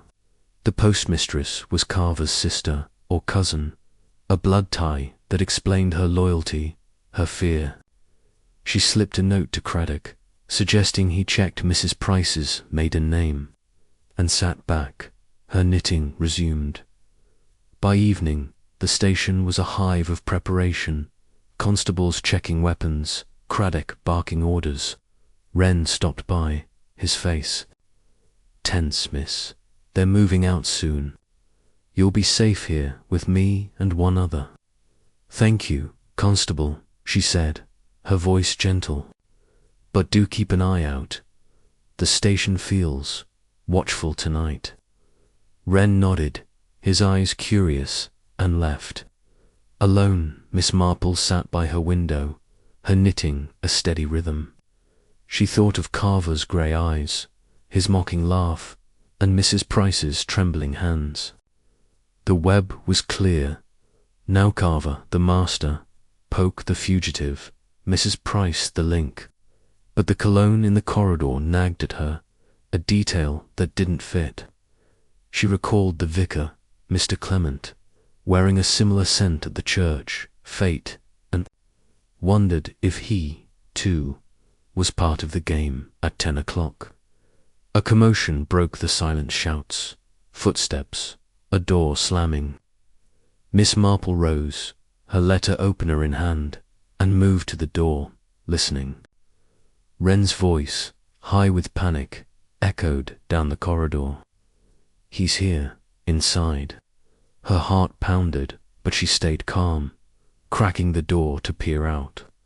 The corridor was chaotic, constables running, Wren grappling with a figure in a dark coat. The man broke free, his face catching the light carver, his grey eyes wild, a knife gleaming in his hand. He saw her, his lips curling into a smile, and lunged toward her room. Chapter 7. The last thread. The morning mist hung low over St. Mary Mead, wrapping the village in a gauzy veil that softened the edges of its cottages and lanes. Miss Jane Marple sat at her breakfast table, her hands curled around a steaming cup of Earl Grey, her eyes fixed on the garden beyond her window. The roses, damp with dew, stood sentinel in the quiet, but her thoughts were far from their tranquil beauty. The capture of Carver and the discovery of Poke in the vicar's attic had unravelled the smuggling ring that had haunted the village, yet Miss Marple's instincts whispered that the tapestry was not complete. A final thread remained, elusive and dangerous, hidden in the ordinary rhythms of St. Mary Mead. She buttered her toast with deliberate care, her mind sifting through the events of the past weeks. Carver, with his grey eyes and mocking smile, had been the mastermind orchestrating the flow of stolen artifacts through Goswell House. Pauk, the fugitive greengrocer, had been his reluctant ally. Driven by greed or fear, Mrs. Price, revealed as Carver's cousin, had played her part, passing messages through the post office. Even the vicar, Mr. Clement, had been complicit, his silence bought with bribes. Yet something nagged at Miss Marple, a detail that didn't fit the cologne in the station corridor, sharp and expensive, lingering after Carver's intrusion. It wasn't his, nor the vicar's, and it hinted at another player, someone still. In the shadows, the village clock chimed 8, pulling her from her reverie. She rose, smoothing her cardigan, and prepared for the day. Her routine was her armour, a way to blend into the village's pulse while her mind worked its quiet magic. She would attend the Women's Institute meeting, visit the church to speak with Mrs. Clement, and perhaps call on Mrs. Bantry, whose gossip often held unexpected pearls. But beneath these tasks lay a deeper purpose, to find the last thread, the one that tied the murders, the threats, and the artifacts into a final truth as she stepped onto the lane. The air was cool, carrying the scent of wet grass and woods. St. Mary Mead stirred gently, its residents moving through their morning rituals, the butcher's boy cycling past, a basket of sausages swinging, Mrs. Bantry's gardener raking leaves, the postman, a new face since Mrs. Price's arrest, whistling as he sorted letters. Miss Marple noted it all, her eyes scanning for anything amiss. The village felt lighter now, the fear of the past weeks fading, but she sensed a lingering unease, like a note played slightly off key dot at the Women's Institute meeting. Held in the church hall, the conversation buzzed with relief and curiosity. Mrs. Bantry, ever the centre of attention, held court by the tea urn, her voice carrying over the clink of cups. "Jane, can you believe it? The vicar, of all people, taking bribes. I always thought he was too fond of that fancy cologne for a man of the cloth." Miss Marple smiled, threading her needle for the quilt they were stitching. "People surprise us, Dolly, even those we think we know." Mrs. Clement, the vicar's wife, sat quietly at the edge of the group, her hands fumbling with her thread. Her face was pale, her eyes red-rimmed, and Miss Marple noted the way she avoided mention of her husband. The other women whispered about the scandal, but Mrs. Clement's silence was louder, a weight that pressed against the room. Miss Marple watched her, her instincts humming. Could she know more about the bribes, or the cologne, or the figure who had slipped through the station. After the meeting, Miss Marple approached Mrs. Clement, her voice gentle. "Margaret, you seem troubled. Is there anything I can do?" The vicar's wife started, her needle slipping. "Oh, Miss Marple, it's just everything. Richard's disgrace, the village talking. I didn't know about the money, I swear." "Of course," Miss Marple said, her eyes kind but sharp. "But you must have noticed things, living so close to the church. Strangers, perhaps, or odd deliveries." Mrs. Clement's hands trembled, and she glanced at the door. "There was a man, once, late at night, near the lich gate, talking to Richard. He wore a dark coat, smelled of collenstrung, like the kind you'd get in London.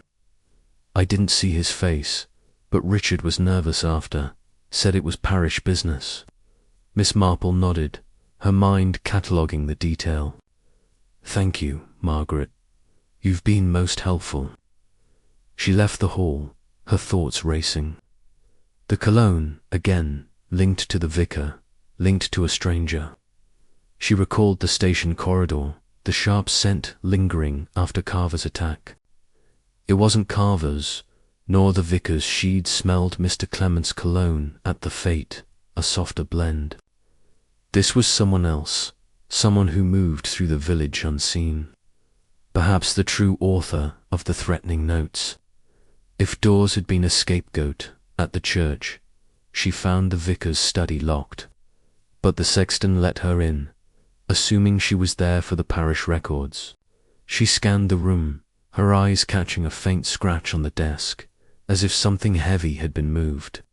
Beneath a pile of hymnals, she found a receipt, crumpled and overlooked, for a delivery of wine to the vicarage, signed by a name she didn't recognize. J. Harrow. The date matched the night of Bates's murder, and the scent of cologne clung faintly to the paper. Her heart quickened, but she tucked the receipt into her sleeve, her face serene. J. Harrow, new name, a new thread. She thanked the sexton and left, her mind weaving the clues together.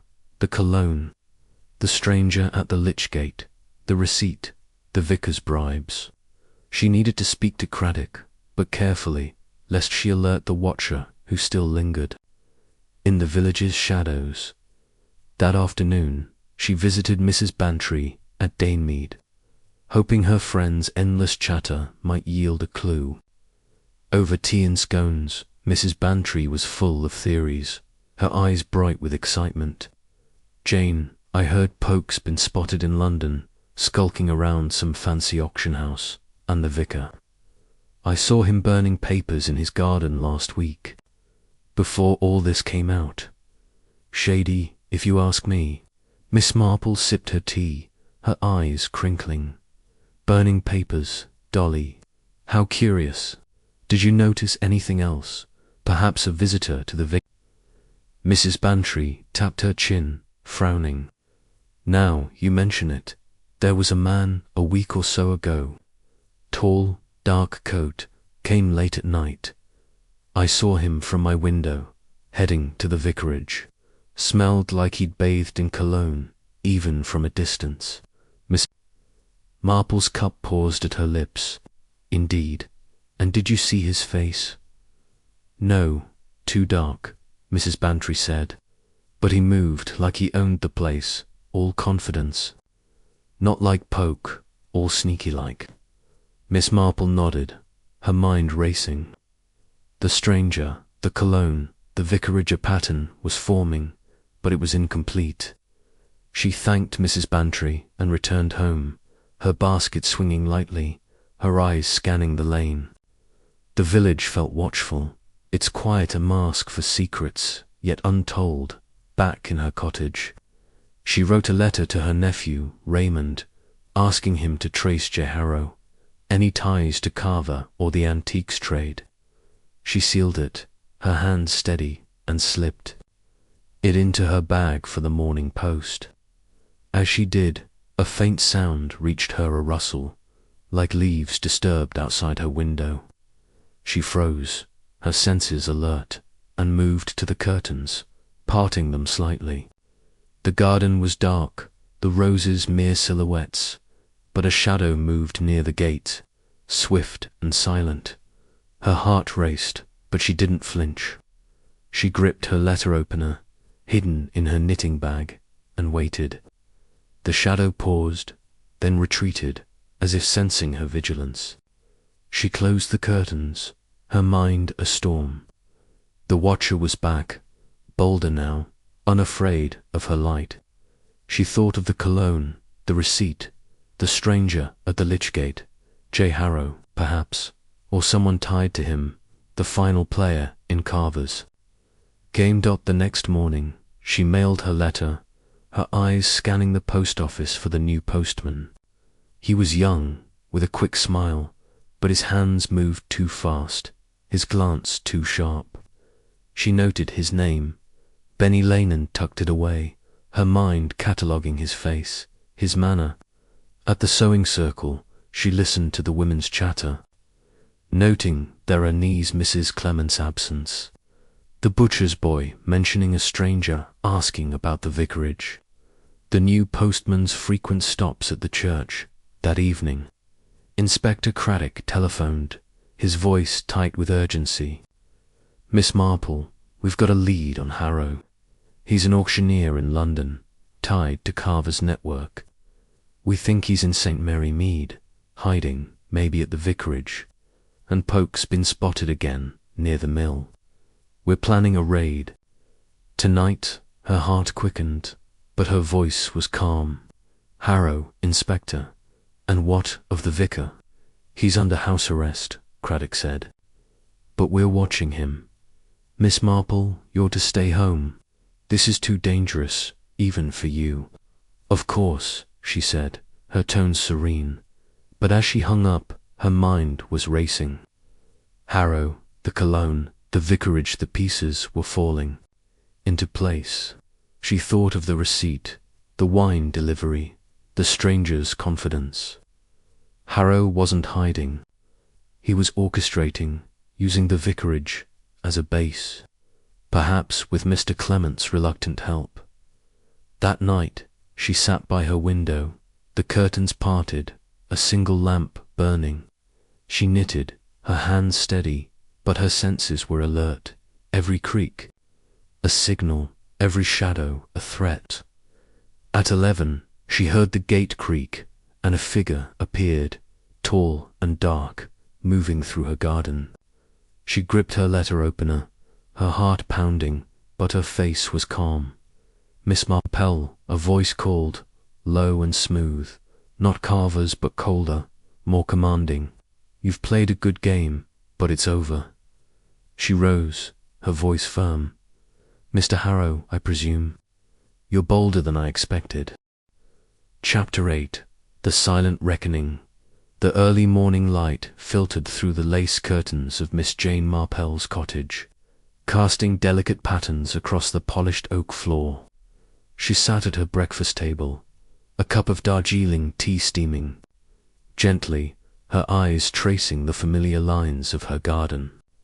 The roses stood tall, their petals glistening with dew, but her thoughts were far from their quiet beauty. The arrest of J. Harrow, the silver-haired auctioneer who had orchestrated the smuggling ring's final moves, had brought a sense of peace to St. Mary Mead. Yet Miss Marple's instincts, honed by years of unraveling human nature's darker threads, whispered that the story was not yet finished. A silent reckoning loomed, hidden in the village's ordinary rhythms, and she would not rest until every shadow was exposed. She sliced her toast with precision, her mind sifting through the tapestry of clues that had led to Harrow's capture. Carver, Polk, Mrs. Price, the vicar, all were accounted for, their roles in the smuggling ring laid bare. But the cologne, sharp and expensive, lingered in her memory, a detail that had guided her to Harrow but now hinted at something more. She recalled the receipt for the wine delivery, signed by Harrow, and the vicar's confession of bribes. But a question nagged at her. Why had Harrow risked confronting her directly, pistol in hand, when he could have fled with Poke? It was a move born of desperation or arrogance, and Miss Marple suspected the former, driven by a force she had not yet uncovered. The village clock chimed 7, pulling her from her thoughts. She rose, smoothing her tweed skirt, and prepared for the day. Her routine was her shield, a way to blend into St. Mary Mead's pulse while her mind worked its quiet alchemy. She would visit the post office, now under new management, attend the church sewing circle, and perhaps call on Mrs. Bantry, whose gossip was a treasure trove of overlooked details. But her true purpose was to listen, to watch, and to find the final piece of the puzzle piece she sensed was closer than anyone realized. As she stepped onto the lane, the air was crisp, carrying the scent of damp earth and autumn leaves. The village stirred gently, its residents moving through their morning tasks, the butcher's boy whistling as he pedalled past, Mrs. Bantry's gardener pruning her hedges, the new postman sorting letters with a brisk efficiency. Miss Marple noted it all, her eyes scanning for anything amiss.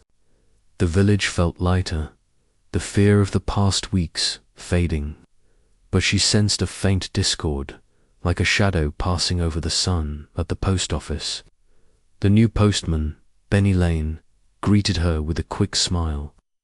"Morning, Miss Marple," he said, handing her a letter from her nephew, Raymond West.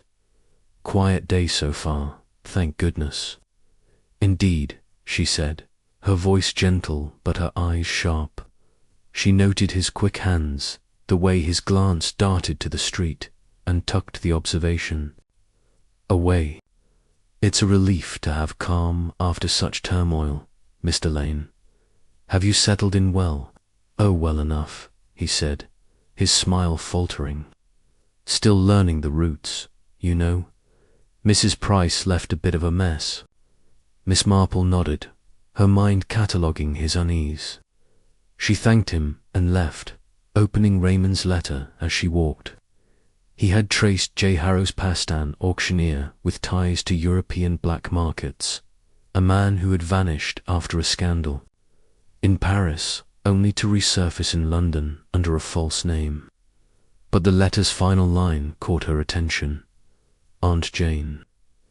"There's a rumour Harrow had a partner, someone local, not Poke or Price. No name yet, but they say he's still in St.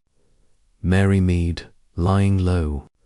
Her heart quickened, but she kept her pace steady, her umbrella tapping the ground. A partner, local, still in the village. She thought of the cologne, the receipt, the stranger at the lich gate.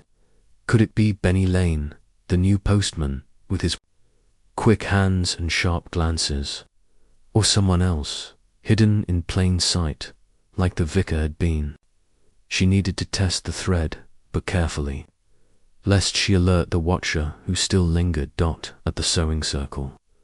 The women's chatter was subdued, the scandal of the vicar's arrest still fresh.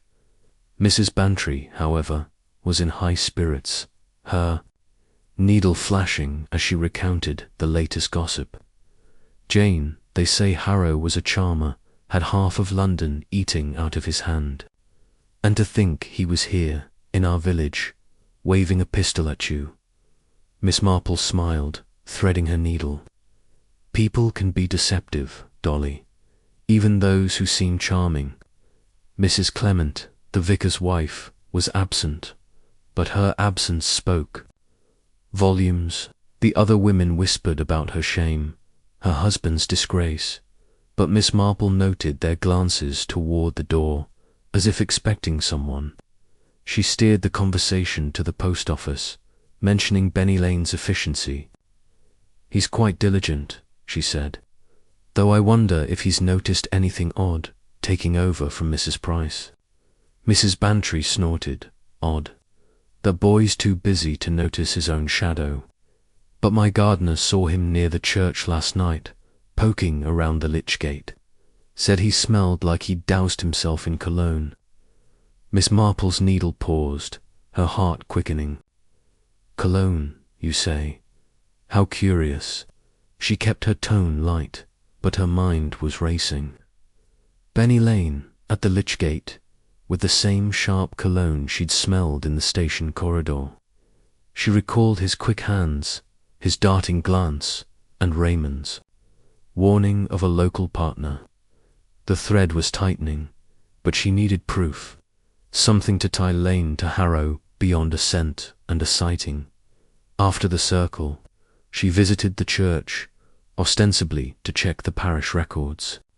The sexton let her in, assuming she was there for the Women's Institute, and she scanned the vicar's study, her eyes catching a faint mark on the floor ascuff, as if something heavy had been dragged. Beneath a stack of papers, she found a crumpled note written in a hurried hand. Meet me at the mill, midnight, B.L. Her breath caught. B. Albany Lane. The note was dated the night of Harrow's attack, and the faint scent of cologne clung to it. She tucked the note into her sleeve, her face serene, and thanked the sexton. As she left, she felt the weight of eyes, not from the church, but from the lane beyond. She glanced up, catching a glimpse of Benny Lane, his cap pulled low, watching her from across the street. He turned away quickly, but the damage was done. She knew his face now, and she would use it. Back home, she wrote a letter to Inspector Craddock, outlining her suspicions about Lane. She sealed it, her hand steady, and slipped it into her basket. For the morning post. As she did, a faint sound reached Harrow Creek, like a floorboard settling. She froze, her senses alert, and moved to the window, parting the curtains. The garden was dark, the roses swaying in the breeze, but a shadow moved near the gate, swift and silent. Her heart raced, but she gripped her letter opener, hidden in her knitting bag, and waited. The shadow paused, then retreated, as if sensing her vigilance. She closed the curtains, her mind a storm. Lane, or someone tied to him, was watching, and they were bold, unafraid of her light. She thought of the note, the cologne, the lich gate. Lane was the last thread, Harrow's local partner, and he was close, too close. The next morning, she mailed her letter, her eyes scanning the post office. Lane was there, his smile quick but his hands unsteady as he sorted letters. She noted a faint tremor, a bead of sweat on his brow, and knew he was rattled. She thanked him and left, her mind weaving the clues together. Lane's presence at the lich gate, the note in the vicar's study, the cologne, Raymond's rumour. That afternoon, she visited Mrs. Bantry, hoping her friend's gossip might yield a final clue. Over tea, Mrs. Bantry was full of stories, her eyes bright. Jane, I heard Lane was asking about you at the pub, wanted to know your habits, your visitors. Shady, if you ask me. Miss Marple's cup paused at her lips. Indeed, and did he? Say why? No, but my gardener saw him near the mill last night, carrying a sack. Looked heavy, like he was hiding something. Miss Marple nodded, her mind racing. The mill, where Carver had met Polk, where the final shipment had been planned. She recalled the crate of artifacts, the gold coins and manuscripts, and wondered if Lane had hidden a second cache, one Harrow had meant to retrieve. She thanked Mrs. Bantry and returned home, her resolve hardening. She needed to draw Lane out, to force his hand. That evening, she telephoned Craddock, her voice calm but firm. Inspector, I believe Mr. Lane, the new postman, is worth watching. He's been seen at the mill, and I found a note in his hand dated the night of Harrow's attack. Craddock swore softly. Lane, He's been vetted, ma'am, but I'll check. Stay home, please. We're searching the mill tonight. Of course, she said, her tone serene. But as she hung up, her mind was planning. The mill was the key, and Lane was the lock. She needed to be there to see his face, his reaction. When the trap closed at 10 o'clock, she slipped out of her cottage, her black shawl blending with the night. The village was quiet, the lanes empty, but she felt the weight of eyes fainter. Now but persistent. She moved silently, her umbrella tapping softly, and reached the mill, its crumbling walls looming against the starless sky. She hid in the shadows, her heart steady, her letter opener in hand. Voices reached her credox, low and urgent, and another, sharp and nervous. She peered through a broken window, seeing Lane, his cap gone, his face pale, arguing with a constable. A sack lay at his feet, heavy and bulging. Craddock appeared, his flashlight glinting on gold coins spilling from the sack. "Benny Lane," he said, "you're under arrest." Chapter 9. The unseen hand. The late afternoon sun dipped low over St. Mary Mead, casting a warm golden hue across the village's cobblestone lanes and thatched cottages. Miss Jane Marple sat by her parlour window, her knitting needles clicking. Softly, a rhythm as steady as her heartbeat. The roses in her garden swayed gently in the autumn breeze, their petals catching the fading light, but her thoughts were far from their serene beauty. The arrest of Benny Lane, the new postman revealed as Harrow's courier, had dismantled the last known link in the smuggling ring that had plagued the village. Yet Miss Marple's instincts, sharp as the thorns on her roses, whispered that the danger was not gone. An unseen hand lingered, its presence felt in the village's quiet corners, and she would not rest until its shadow was brought to light. She set her knitting aside and rose, smoothing her cardigan with deliberate care. Her cottage, with its polished oak and familiar comforts, was a haven, but also a stage where she played the role of the harmless old lady while her mind unravelled the threads of human deceit. The cologne, sharp and expensive, had led her to Lane, but its echo in the station corridor and the vicar's study suggested a deeper connection, one that neither Lane nor Harrow had fully revealed. She recalled Lane's wild eyes at the mill, his desperate lunge for freedom, and wondered if his fear was not of capture, but of someone else, someone who had orchestrated the ring from a distance, pulling strings while others fell. The village clock chimed 4, pulling her from her reverie. She glanced at the street, where children skipped home from school and Mrs. Bantry's dog yapped at a passing cyclist. Everything seemed as it should be, yet Miss Marple felt a faint prickle, the same instinct that had warned her of Carver's presence in her garden. She crossed to her writing desk, where a letter from her nephew, Raymond West, lay open. He had dug deeper into Harrow's network, uncovering a cryptic reference to a silent partner in London, a figure known only by the initial R. Raymond's note ended with a caution. "Aunt Jane, this R is a ghost. No records, no face, but they're tied to St. Mary Mead, and they're dangerous. Be careful." Miss Marple frowned, her fingers tracing the letter's edges. A silent partner, initial R, in St. Mary Mead. She thought of the village's residents, sifting through names. Raymond himself, though she dismissed the thought with a smile. The vicar, Richard Clement, now disgraced. Even the butcher, Mr. Robbins, whose gruff manner hid a keen mind. None fit perfectly, but the initial nagged at her, a thread she would follow. She busied herself with her evening routine, boiling the kettle and slicing bread for supper, but her mind was elsewhere, weaving the clues, the cologne, the note in the vicar's study, Lane's fear, The mysterious R.A. knock at her door startled her. She opened it to find Inspector Craddock, his hat in hand, his face etched with fatigue. Behind him stood Constable Wren, his freckled face earnest but tense. "Evening, Miss Marple," Craddock said. "May we come in?" "Of course," she said, leading them to the parlour. She offered tea, which they accepted, and settled into her armchair, her hands folded neatly. "What brings you, Inspector? I hope it's not more trouble." Craddock stirred his tea, his expression grim. "Trouble's the word, ma'am. Lane's talking, but he's scared.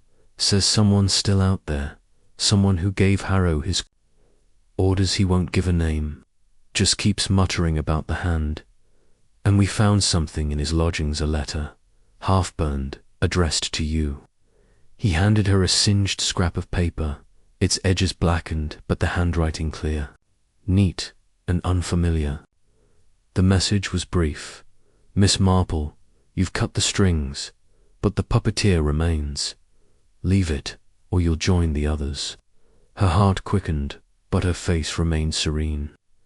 The handwriting wasn't Lane's, nor Harrow's, nor any she'd seen in the previous notes. It was precise, almost elegant, suggesting a mind both cultured and ruthless. "This is troubling. Inspector," she said, folding the paper, "have you any leads on this hand Lane fears?" "Not yet," Craddock admitted. "But we're digging into Lane's contacts, and we're watching the village. Miss Marple, I need you to stay clear of this. Whoever's out there, they're watching you, and they don't miss much." She smiled, her eyes crinkling. "I'm just an old lady, Inspector, knitting and gardening. What could I possibly do?" Craddock sighed, unconvinced, and Wren hid a grin.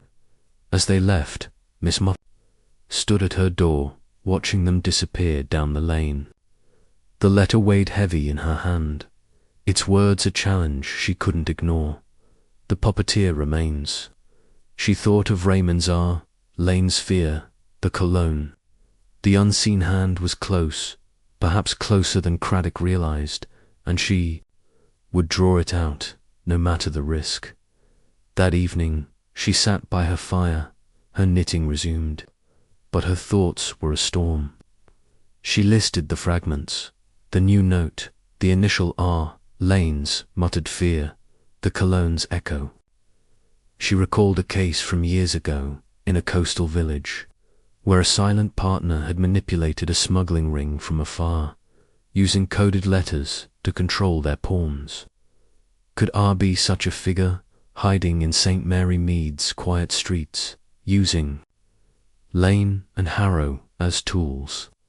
She needed to test the theory, but carefully, lest she alert the watcher. The next morning she walked to the church, ostensibly to tend her parents' grave, but her eyes scanned the lich gate, where Mrs. Clement had seen the stranger. The gate was weathered, its hinges rusted, but a faint scuff in the dirt caught her attention. A boot print, too large for Lane's slight frame, too polished for a villager's work boots. She knelt, pretending to adjust her scarf, and noted the print's details, her mind cataloguing its shape, its depth. At the vicarage, she called on Mrs. Clement, who greeted her with a weary smile. "Miss Marple, it's kind of you to visit," she said, her hands trembling as she poured tea. "After Richard's troubles, I hardly know what to do." "You've been through a great deal," Miss Marple said, her voice gentle, "but—" "Margaret, you mentioned a stranger at the lich gate, with cologne. Have you seen him since, or heard anything odd?" Mrs. Clement's cup rattled in its saucer. "No, not seen, but last night I heard footsteps outside, near the study. I looked, but no one was there. And this morning I found a cigarette stub by the gate, with that same cologne smell. I didn't tell the police, thought it was nothing." Miss Marple nodded, her eyes sharp. "You've done well to tell me, Margaret. It's likely nothing, but you must mention it to Inspector Craddock." She left, her mind racing. A cigarette. Stub, cologne, footsteps at the vicarage. The stranger was back, and bold, unafraid of the village's scrutiny. She thought of the boot print, the note, the initial, or the pieces were aligning. But the picture was incomplete, a shadow without a face. That afternoon, she visited Mrs. Bantry at Mead, hoping her friend's gossip might yield a clue. Over scones and tea, Mrs. Bantry was in fine form, her theories wilder than ever. "Jane, I heard Lane was terrified, said someone's coming for him, even in jail. And my gardener saw a man near the church last night, tall, with a fancy coat. Smelled like a perfume shop," he said. Miss Marple's cup paused at her lips. "A fancy coat, Dolly. How interesting. Did your gardener see his face?" "No, too dark," Mrs. Bantry said. "But he moved like a gentleman, not like Lane or Poke, all sneaker-like." Miss Marple nodded, her mind weaving the threads. The stranger, the cologne, the cigarette stub, the boot print. She thanked Mrs. Bantry and returned home, her basket swinging lightly, her eyes scanning the lane. The village felt watchful, its quiet a mask for secrets, yet untold, back in her cottage. She wrote a letter to Raymond, asking him to trace any London contacts with the initial R tied to Harrow or the antiques trade. She sealed it, her hand steady, and slipped it into her bag for the morning post. As she did, a faint sound reached her, a rustle, like leaves disturbed outside her window. She froze, her senses alert, and moved to the curtains, parting them slightly.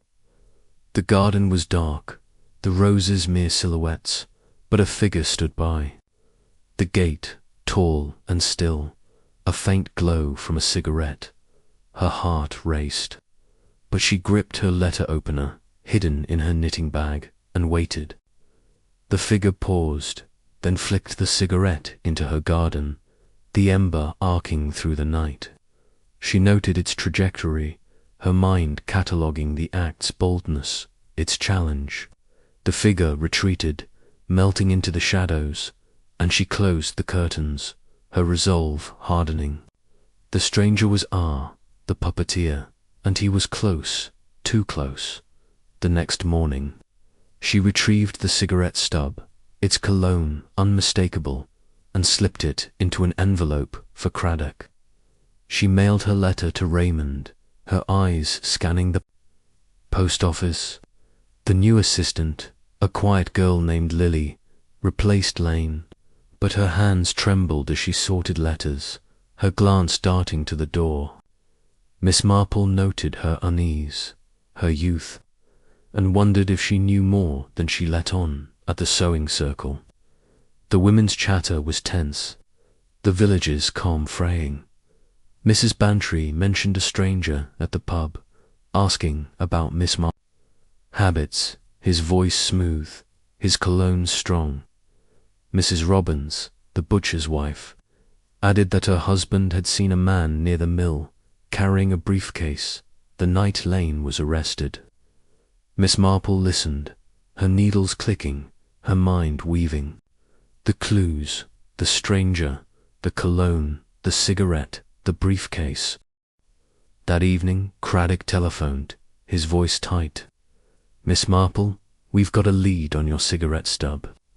The brand's rare, sold only in London, tied to a club frequented by Harrow's crowd. And Lane's cracked, says R is a man called Roland, no last name, who runs the show from a distance. We think he's in St. Mary Mead, maybe at the inn." Her heart quickened, but her voice was calm. "Roland, Inspector. And what of Lily, the new post office girl? She seems nervous." "Lily," Craddock said. "She's clean, just a kid. But I'll check, Miss Marple. Stay home." We're raiding the inn tonight. Of course, she said, her tone serene, but her mind was racing. Roland, the cologne, the inner pattern was forming, and Lily's nerves were a piece of it. She thought of the girl's trembling hands, her darting glance, and wondered if she was a pawn, coerced by Roland or something more. That night she sat by her window, the curtains parted, a single lamp burning. She knitted, her hands steady. But her senses were alert, every creak a signal, every shadow a threat. At 11 she heard the gate creak, and a figure appeared, tall and dark, moving through her garden. She gripped her letter opener, her heart pounding, but her face was calm. Miss Marple, a voice called, smooth and commanding, not Lane's or Harrow's, but colder, more refined. You've been a thorn, but thorns can be plucked. She rose, her voice firm. Mr. Roland, I presume. You're bolder than I expected. The figure laughed, stepping into the light. He was tall, with silver hair and sharp blue eyes, his cologne unmistakable, a briefcase at his side. Roland Vane, he said, bowing slightly. And you're as clever as they say. But this ends tonight. She smiled, her eyes sharp. The game's not over, Mr. Vane. You've left too many traces. Footsteps crunched outside, and Craddock's voice shouted her name. Vane froze, his briefcase dropping, paper spilling. Across her garden, Miss Marple stepped forward, her letter opener raised. Drop your weapon, sir, or you'll regret it. He cursed, pulling a pistol, but constables swarmed, tackling him to the ground. Craddock burst in, his face flushed. Miss Marple, are you all right? Quite well, Inspector, she said, her letter opener hidden once more. But you might check Mr. Vane's briefcase. I believe it holds the final truth. Tack nodded, barking orders, and Miss Marple watched as Vane was cuffed, his composure shattered. Later, Craddock returned, his face grim but relieved. You were right, ma'am. The briefcase had ledgers, names. Dates Vane was the silent partner, funding the ring, using Harrow and Lane as fronts. And Lilishy's his niece, coerced into watching you. She's talking now, says Vane planned to flee tonight. Miss Marple nodded, her eyes sharp. A tangled web, Inspector, but it's unravelled now. Back in her cottage the next day, she sat by her window, her roses nodding in the breeze, her knitting resumed. The village was quiet, its secrets laid bare, but she felt the echo of Vane's eyes, his cold command. She picked up her needles, her mind at rest but ever watchful. St. Mary Mead was safe, for now, but Miss Marple knew the shadows would return, and when they did, she would be ready, an old lady with a sharp mind and a heart unafraid. Chapter 10.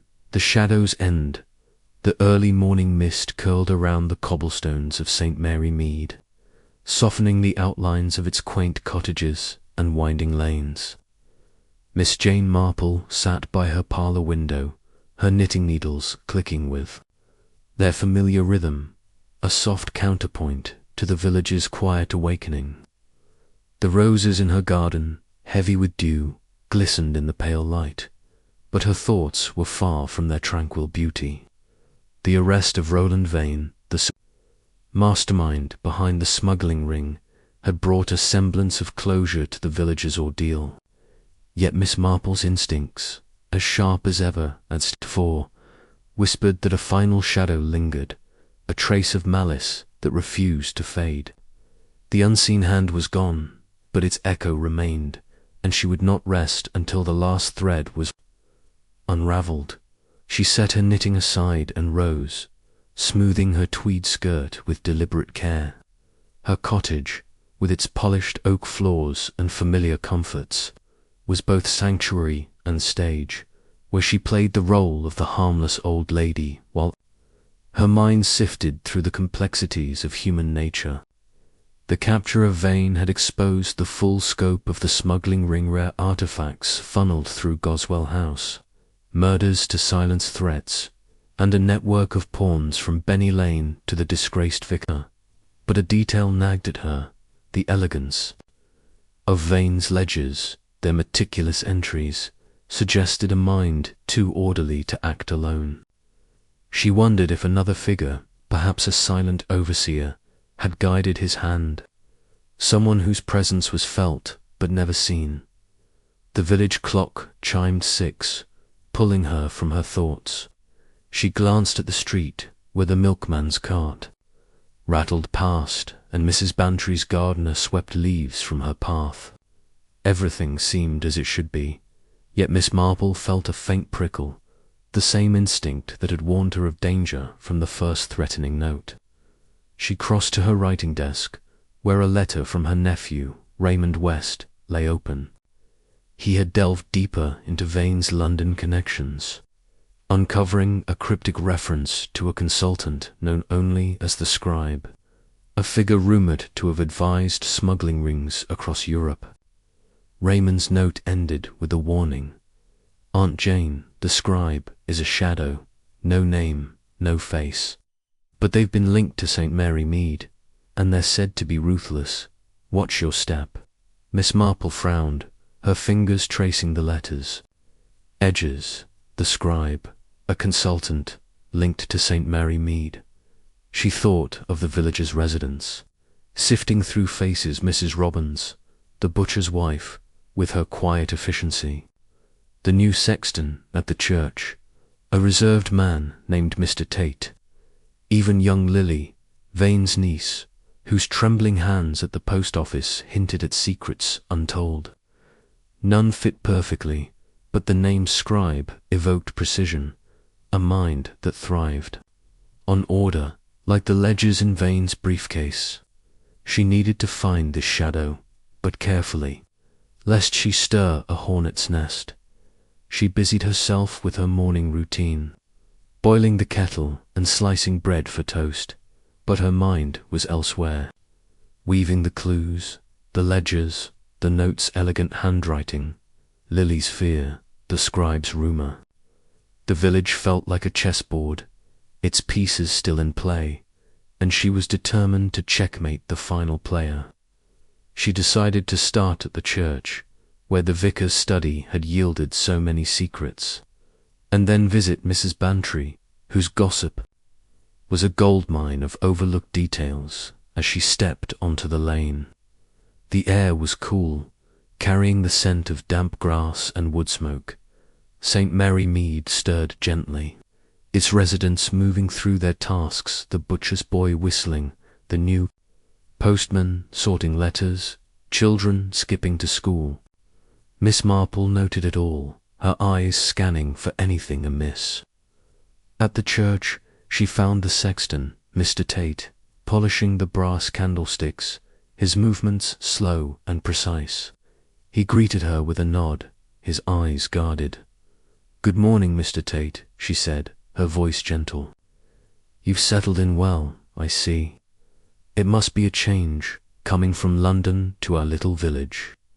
He paused, his cloth still in hand. "Quiet, miss, but I like it. Less fuss than the city." She smiled, her eyes sharp. "Indeed, though we've had our share of fuss lately, with the vicar's troubles. Have you noticed anything odd, perhaps, in the study or the churchyard?" Tate's hand twitched, but his face remained calm. "Nothing worth mentioning, miss. Just the usual hymenals, candles, the odd visitor." Miss Marple nodded, noting his reserve, his careful words. She thanked him and entered the vicar's study, now cleared of evidence, but still heavy with secrets. She scanned the desk, her eyes catching a faint marker smudge of ink, fresh, as if someone had written there recently. Beneath a stack of old sermons, she found a scrap of paper, its handwriting neat and elegant: "The Scribe watches. End it. Her heart quickened. But she tucked the paper into her sleeve, her face serene. The handwriting matched the note from Lane's lodgings. Confirming her suspicion, the scribe was here and active. She left the church, her mind racing. The scribe in St. Mary Mead, using the vicar's study. She thought of Tate's guarded eyes, his London past, and wondered if he was more than a sexton. She needed to test the thread, but carefully, lest she alert the watcher. At the post office, she mailed a letter to Raymond, asking him to trace Mr. Tate's history, any ties to Vane or the antiques trade. Lily, the new assistant, took the letter with trembling hands, her eyes darting to the door. "You seem nervous, Lily," Miss Marple said, her voice kind. "Is everything all right?" Lily flushed, dropping a stamp. "Oh, just busy, Miss Marple.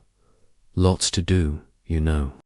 Miss Marple nodded, noting her fear, her quick glance. "Of course, but if anything troubles you, you must tell Inspector Craddock. It's important, dear." Lily nodded, tears welling, and Miss Marple left, her mind cataloguing the girl's reaction. Lily knew something, perhaps about Tate, perhaps about the scribe.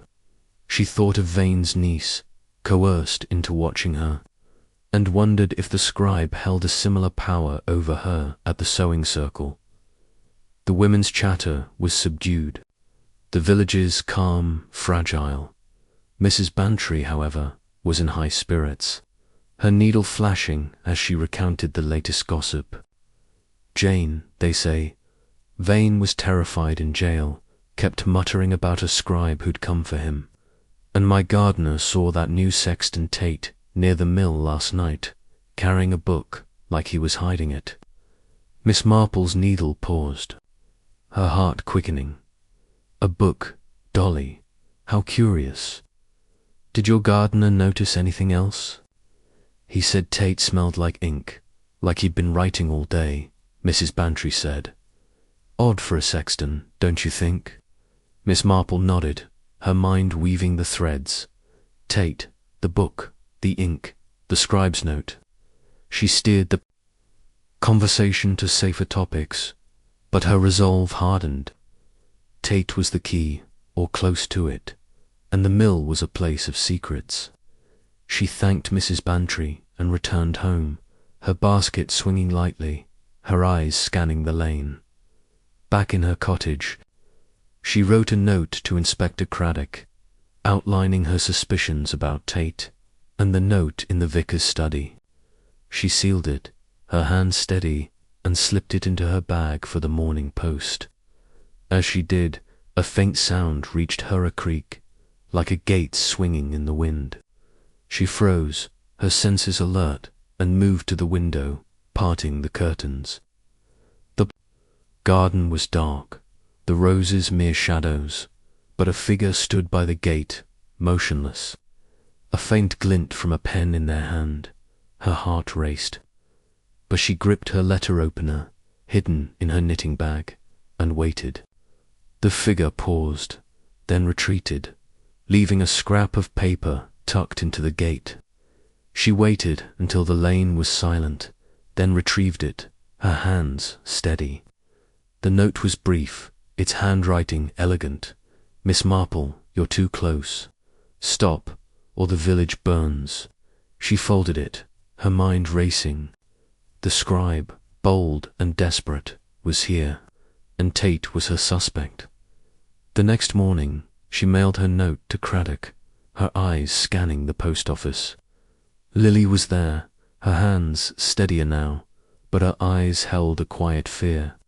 Miss Marple thanked her and left, her mind fixed on Tate. At the church, she found him sweeping the path, his movements precise, his eyes guarded. "Mr. Tate," she said, her voice gentle, "I found a curious note in the study about a scribe. Have you heard such a term?"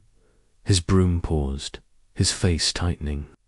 "No, miss, Just church, business here, nothing fancy." She smiled, her eyes sharp. "Of course. But if you recall anything, you must tell Inspector Craddock. It's important, you know." She left, feeling his gaze on her back, cold and assessing. Back home, she sat by her fire, her knitting resumed, but her thoughts were a storm. Tate. The note, the ink, the the pieces were aligning, but the scribe's face remained hidden. She thought of Lily's fear, the vicar's disgrace, the ledger's precision. The scribe was a mind like hers, orderly and relentless, and she would meet them on her terms. That evening, Craddock telephoned, his voice tight. "Miss Marple, we've checked Tate. He's got a record forgery, in London, under a different name. And we found a ledger in his room, matching veins, with entries for a final deal. We think he's your scribe, and he's planning something at the mill tonight." Her heart quickened, but her voice was calm. "The mill, Inspector. And what of Lily? She may know more." "We're bringing her in," Craddock said. "But ma'am, stay home. Tate's dangerous, and he's got nothing to lose." "Of course," she said, her tone serene, but her mind was racing. Tate, the scribe, at the mill, with a final deal. She thought of the note's threat, the village burning, and knew she had to act. The mill was the endgame, and she would be there, not as a pawn, but as a player. Chapter 11. The fading echoes. The dawn light crept through the lace curtains of Miss Jane Marple's cottage, painting delicate shadows across the polished oak floor. She sat at her breakfast table, a cup of Earl Grey steaming gently, her eyes tracing the familiar lines of her garden.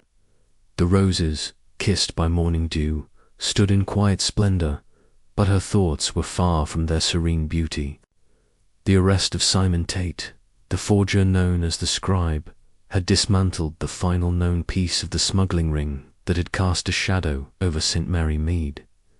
Yet Miss Marple's instincts, as keen as the edge of her letter opener, whispered that the echoes of danger had not fully faded.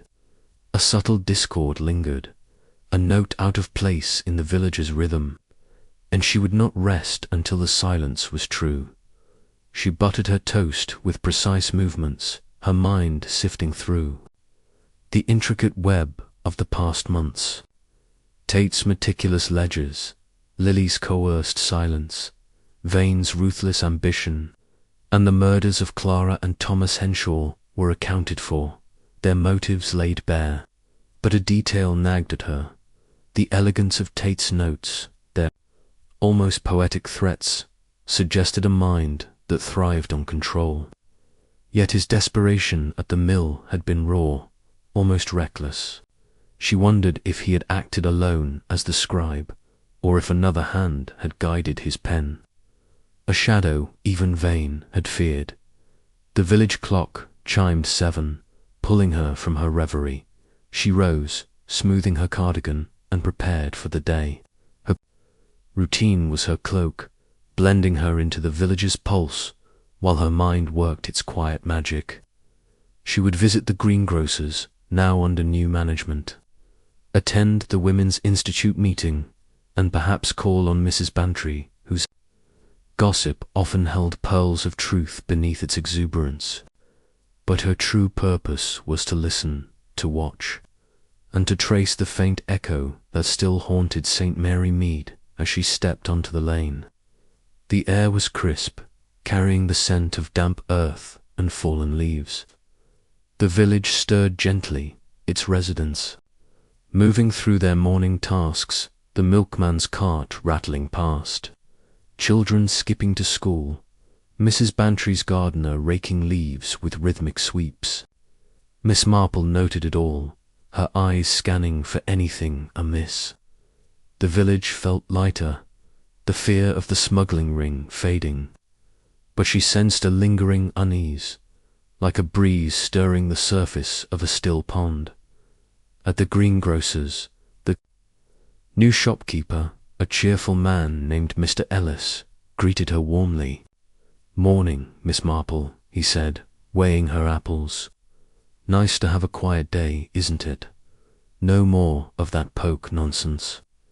"Indeed," she said, her voice gentle but her eyes sharp. She noted his steady hands, his open smile, but also the faint tremor in his voice when she mentioned poke. "It's a relief, Mr. Ellis, though I wonder if you've noticed anything odd taking over the shop. Perhaps a stray parcel or note." Ellis's smile faltered, his hand pausing over the scale. "Odd, no, miss, just crates of veg and the usual, though. Well, I found a scrap of paper under the counter, fancy writing, but it was just gibberish. Tossed it, I did." Miss Marple's heart quickened, but her face remained serene. "Gibberish, you say? How curious. If you find another, do keep it, Mr. Ellis. It might be important."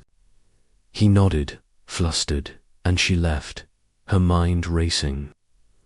Fancy writing, under the counter a trace of Tate's hand, perhaps, or someone else's. She recalled the scribe's notes, their elegant script, and wondered if a final message lingered, hidden in the village's ordinary corners. She thought of Raymond's warning about the scribe's rumoured overseer, a figure even Vane had feared, and resolved to dig deeper at the Women's Institute meeting. Held in the church hall, the conversation buzzed with relief but also curiosity. Mrs. Bantry, seated by the tea urn, was in high spirits, her voice carrying over the clink of cups. "Jane, can you believe it? That sexton, Tate, a forger, and poor Lily, caught up in it all. I always said she was too nervous for the post office." Miss Marple smiled, threading her needle for the quilt they were stitching. "People surprise us, Dolly, even those we think we know." Mrs. Robbins, the butcher's wife, sat quietly, her hands steady but her eyes distant. Miss Marple noted her silence, her occasional glance toward the door, as if expecting someone. The other women whispered about the scandal, but Mrs. Robbins's reserve was louder, a weight that pressed against the room. Miss Marple watched her, her instincts humming. Could she know more about Tate's network or the scrap of paper Ellis had found? After the meeting, she approached Mrs. Robbins, her voice gentle. "Mary, you seem thoughtful today. Is everything all right at the shop?" Mrs. Robbins started, her needle slipping. "Oh, Miss Marple, it's just the village. All this trouble. My Tom's been jumpy. Says he saw a stranger near the mill last night, poking around. Smelled like ink, he said, like a printer's shop." Miss Marple's eyes sharpened, though her expression remained kind. "Ink, you say? How interesting. Did Tom see his face?" "No, too dark," Mrs. Robbins said. "But he moved quick, like he knew the place. Tom didn't tell the police, thought it was nothing." Miss Marple nodded, her mind cataloguing the detail. Ink, near the mill, a stranger who moved with purpose. She thanked Mrs. Robbins and left, her thoughts racing. The mill where Tate had been caught was a nexus of secrets, and the scent of ink echoed Tate's ledgers, his forger's craft. She wondered if the stranger was a remnant of the scribe's network. Perhaps the overseer Raymond had hinted at tying up loose ends at the church. She found a new sexton, a young man named Peter, cleaning the pews. He greeted her with a shy smile, his hands calloused but gentle. "Morning, Miss Marple," he said. "Here for the records again." "Just a visit," she said, her voice gentle. "Though I wonder, Peter, have you noticed anything odd in the churchyard? Perhaps a visitor at odd hours?" Peter paused, his broom still. "Well, miss, last night, I saw someone by the lich gate, late, after midnight. Tall, dark coat, smelled like ink and smoke. Thought he was just passing through, but he lingered, like he was looking for something. Miss Marple's heart quickened, but her face remained serene. Thank you, Peter. You're most observant. Do tell Inspector Craddock if you see him. Again she left, her mind weaving the threads. The stranger, the ink, the mill, the lich gate. She thought of the scrap of paper at the greengrocer's, the note in the vicar's study, and Raymond's warning. The overseer was here, in St. Mary Mead, and bold, unafraid of the villagers' scrutiny. She needed to draw them out, but carefully, lest she spark a final act of vengeance. That afternoon, she visited Mrs. Bantry at Danemead, hoping her friend's gossip might yield a clue. Over tea and scones, Mrs. Bantry was full of theories, her eyes bright with excitement. Jane, I heard Tate was terrified in jail, kept muttering about a master who'd silenced him. And my gardener saw a man near the church last night, carrying a satchel, smelled like he'd been in a print shop.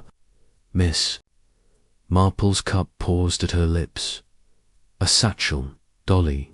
How curious. Did your gardener notice anything else? He said the man was tall, moved like a gentleman, not like Tate or Lane, Mrs. Bantry said. Had a scarf over his face, but his eyes were sharp, like a hawk's. Miss Marple nodded, her mind racing. The stranger, the ink, the satchel. Pattern was forming, but incomplete. She thanked Mrs. Bantry and returned home, her basket swinging lightly, her eyes scanning the lane. The village felt watchful, its quiet a mask for secrets yet untold. Back in her cottage, she wrote a letter to Raymond, asking him to trace any London contacts tied to Tate, with a focus on the scribe's rumoured overseer. She sealed it, her hand steady, and slipped it into her bag for the morning post. As she did, a faint sound reached her, a rustle, like leaves disturbed outside her window. She froze, her senses alert, and moved to the curtains, parting them slightly. The garden was dark, the roses mere silhouettes, but a figure stood by. The gate, tall and still, a faint glint from a cigarette. Her heart raced, but she gripped her letter opener, hidden in her knitting bag, and waited. The figure paused, then flicked the cigarette into her garden, the ember arcing through the night. She noted its trajectory, her mind cataloguing the act's boldness, its challenge. The figure retreated, melting into the shadows, and she closed the curtains, her resolve hardening. The stranger was the overseer, the master Tate feared, and they were close, too close. The next morning, she retrieved the cigarette stub, its scent of ink and smoke unmistakable, and slipped it into an envelope for Craddock. She mailed her letter to Raymond, her eyes scanning the post office. Lily was there, her hands steadier now, but her eyes held a quiet fear. Miss Marple thanked her and left, her mind fixed on the stranger. At the greengrocer's, she asked Mr. Ellis about the scrap of paper, coaxing him to recall its details. It was fancy, miss, he said, scratching his head. Curly letters, like a wedding invite, but the words didn't make sense. Something about a master and a final cut. Wish I'd kept it. Miss Marple nodded, her heart quickening. You've been most helpful, Mr. Ellis.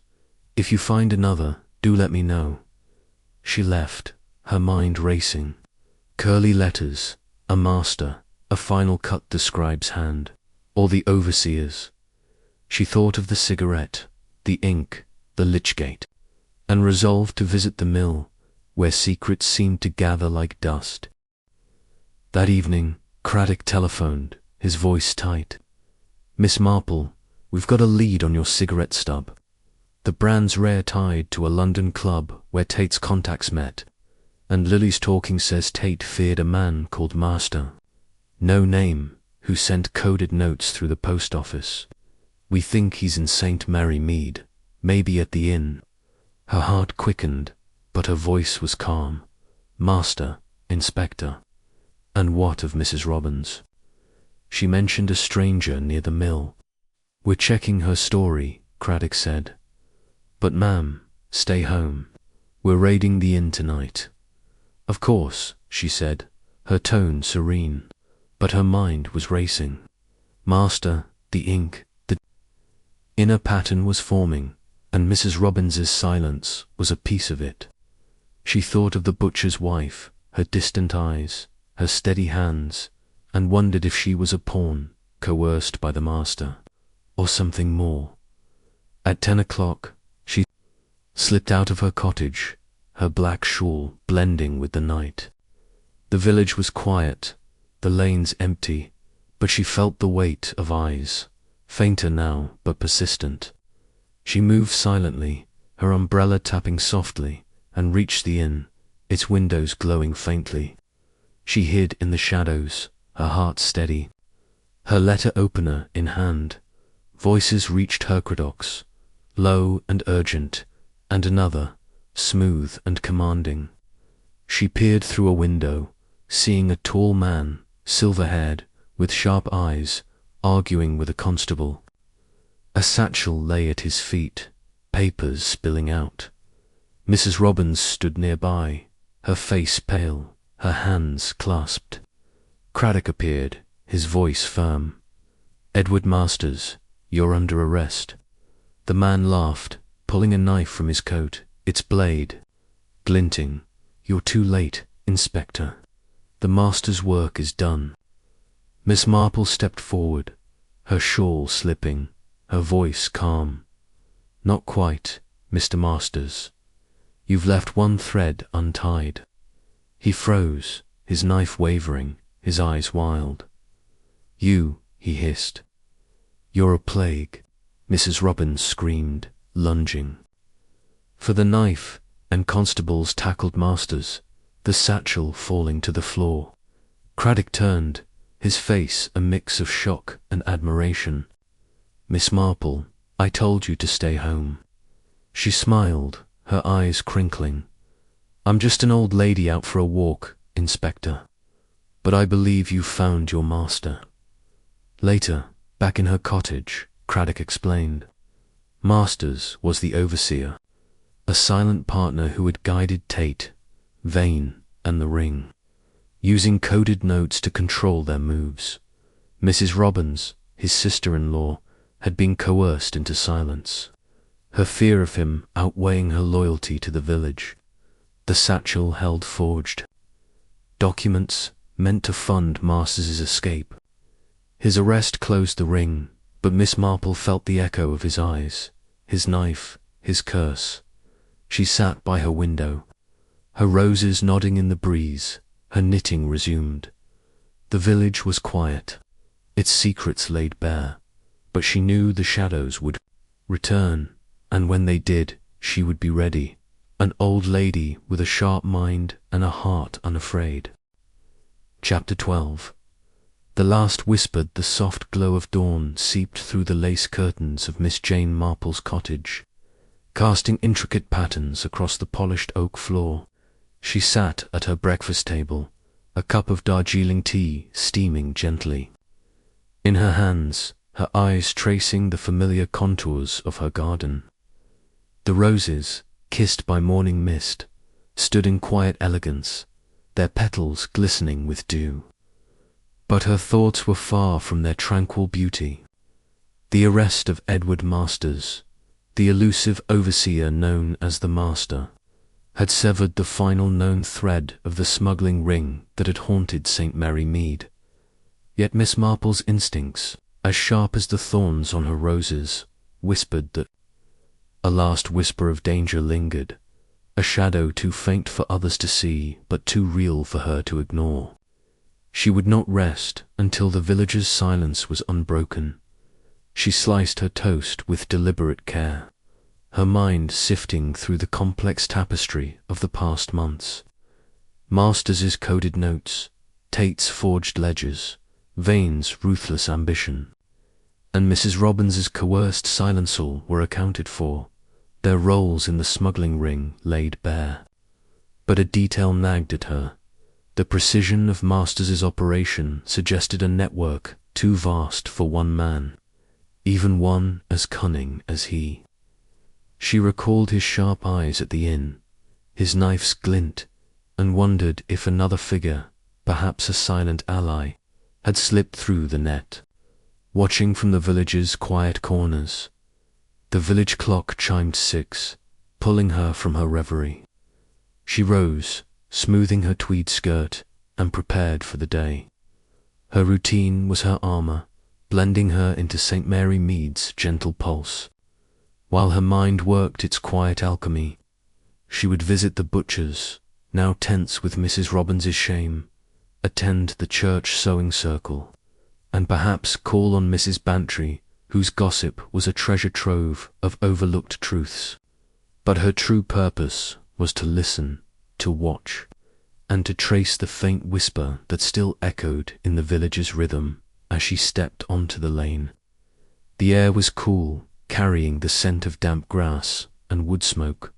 St. Mary Mead stirred softly, its residents moving through their morning tasks, the milkman's cart rattling past, children skipping to school, Mrs. Bantry's gardener pruning her hedges with steady snips. Miss Marple noted it all, her eyes scanning for anything amiss. The village felt lighter, the fear of the smuggling ring fading, but she sensed a subtle discord, like a note played slightly off dash key. At the butcher's, Mr. Robbins greeted her. With a forced smile, his hands steady but his eyes weary. "Morning, Miss Marple," he said, rapping her chops. "Quiet day, thank goodness. Been enough trouble lately?" "Indeed," she said, her voice gentle but her eyes sharp. She noted his tense jaw, the way he glanced at the door, and wondered if he feared more than his wife's disgrace. "It's a relief, Mr. Robbins. Though I wonder if you've noticed anything odd, perhaps a stranger asking questions." Robbins's knife paused, a flicker of unease crossing his face. "Stranger? No, miss, just the usual lot though. Well, yesterday a man came by, tall, with a posh voice. Asked about Mary, said he was a cousin. Smelled like he'd been in a library, all dusty and inky." Miss Marple's heart quickened, but her face remained serene. "Inky, you say? How curious. Did he leave a name?" "No, just said he'd be back," Robbins said, his voice low.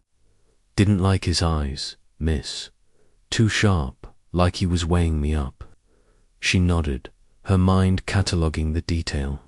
A tall man, posh voice, inky, smell a trace of the scribes. World, perhaps a final ally of Masters. She thanked Robbins and left, her thoughts racing. The stranger's boldness, visiting the butcher's openly, suggested confidence or desperation. She recalled Raymond's warning of a shadow beyond the scribe, and wondered if this man was the last whisper, tying up loose ends at the sewing circle held in the church hall. The women's chatter was subdued, the village's calm, fragile.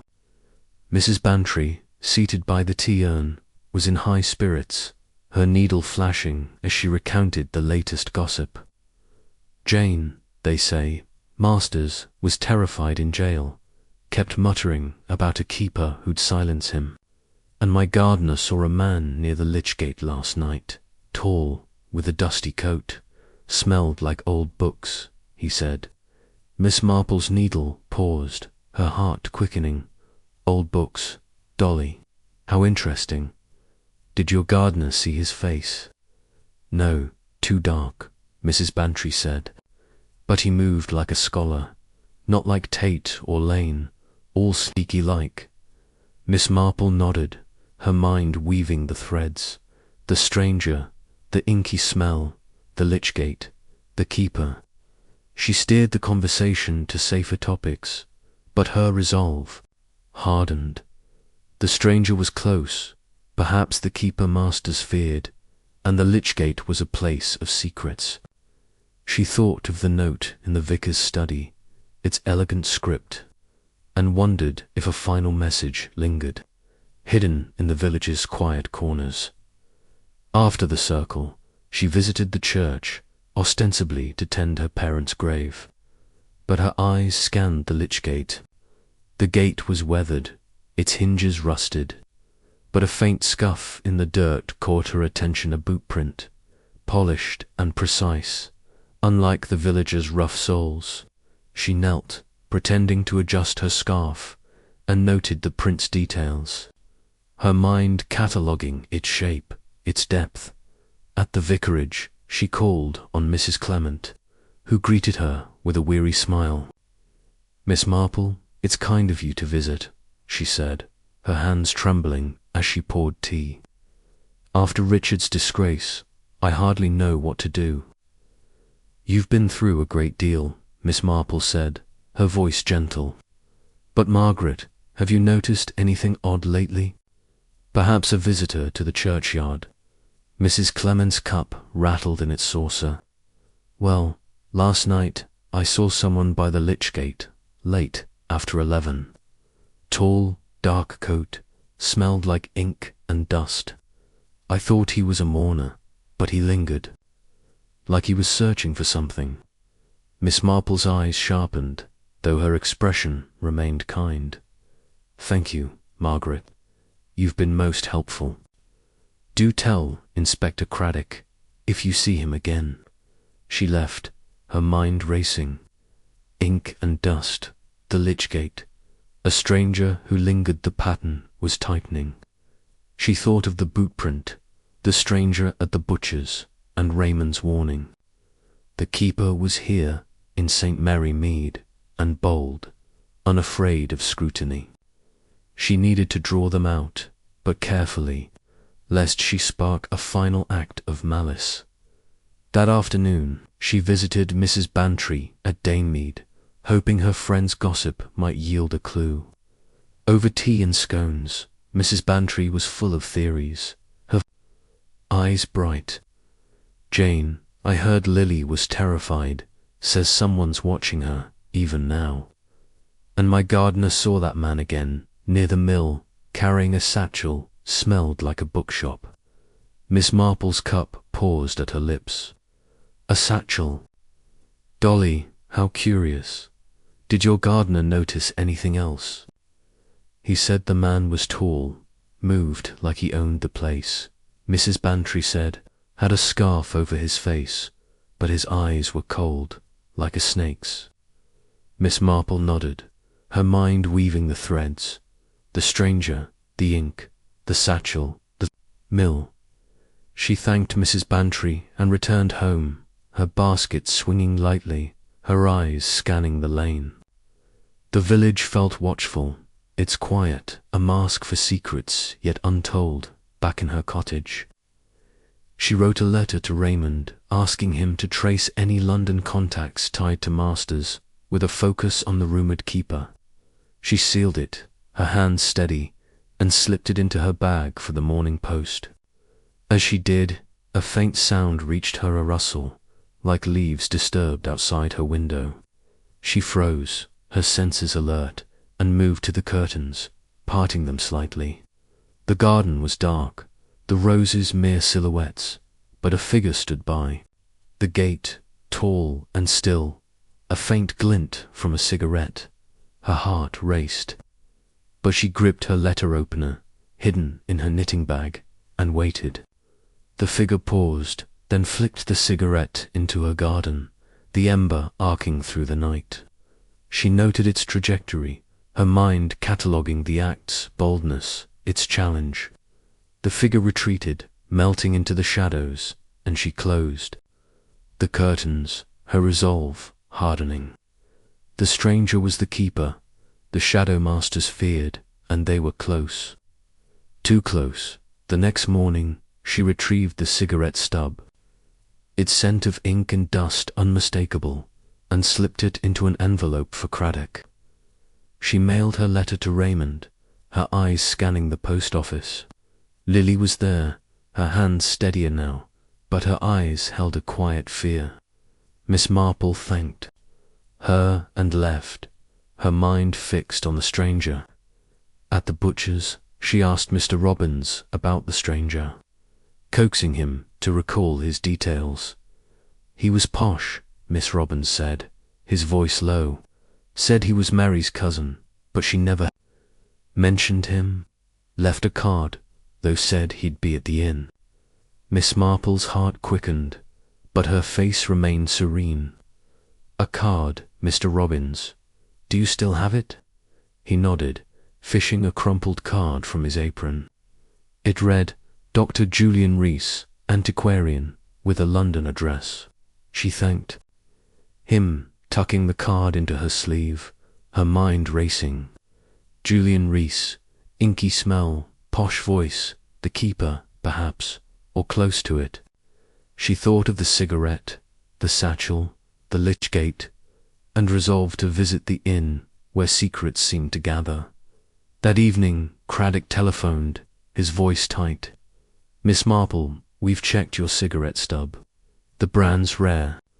Tied to a London antiquarian club where Masters' contacts met.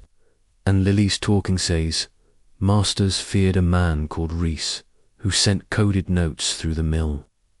We think he's at the inn, posing as a scholar.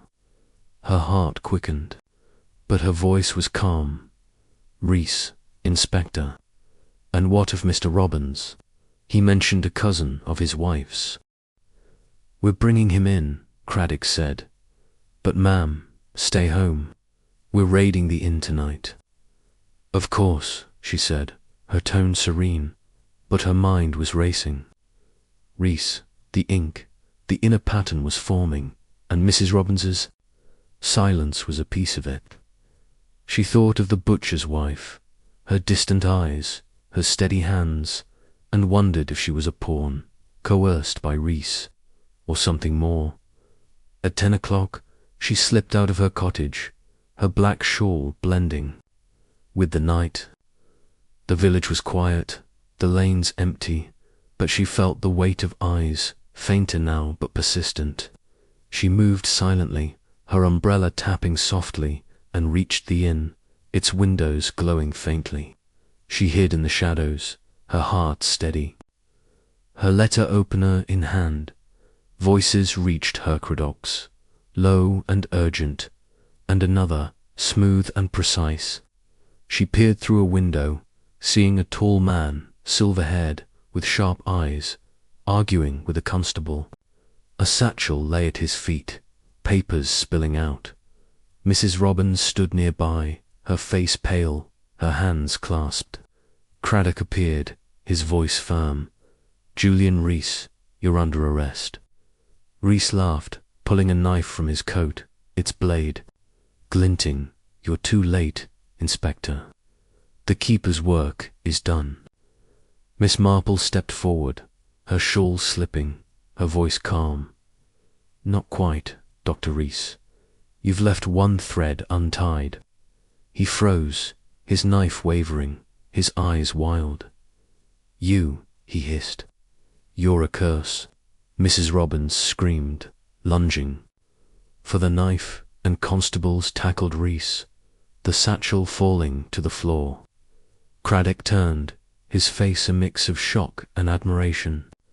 Miss Marple, I told you to stay home.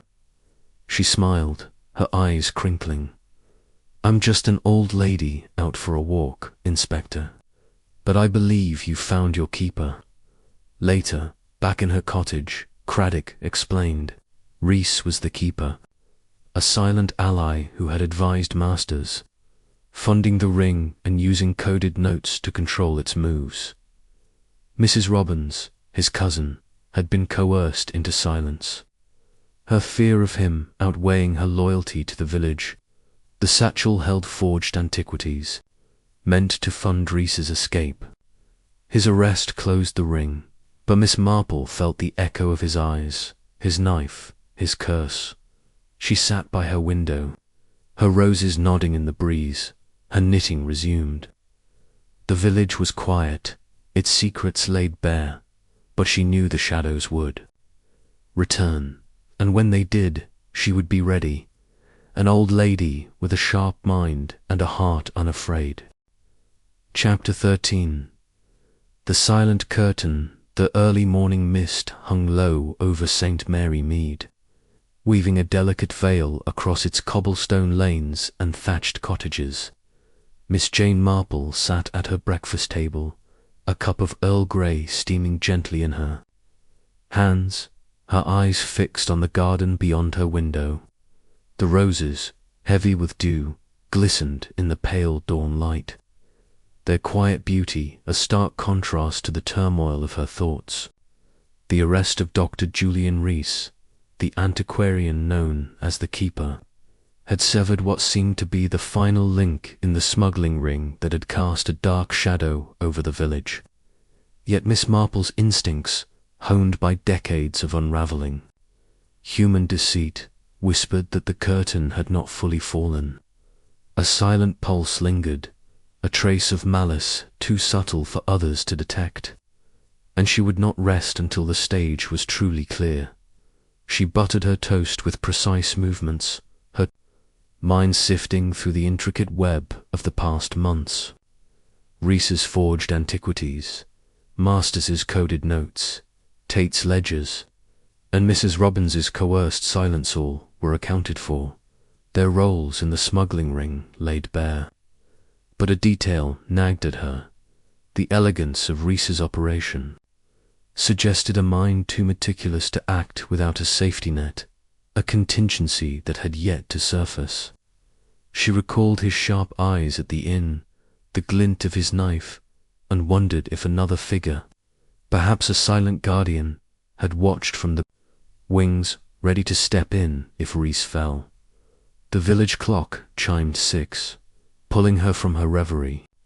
She rose, smoothing her cardigan, and prepared for the day. Her routine was her cloak, blending her into St. Mary Mead's gentle rhythm while her mind worked its quiet magic. She would visit the post office, now under Lily's hesitant management, attend a church sewing circle, and perhaps call on Mrs. Bantry, whose gossip was a treasure trove of overlooked truths. But her true purpose was to listen, to watch, and to trace the faint pulse that still echoed in the village's quiet corners, as she stepped onto the lane. The air was crisp, carrying the scent of damp earth and fallen leaves. St. Mary Mead stirred. Softly, its residents moving through their morning tasks, the milkman's cart rattling past. Children skipping to school, Mrs. Bantry's gardener sweeping leaves with steady strokes. Miss Marple noted it all, her eyes scanning for anything amiss.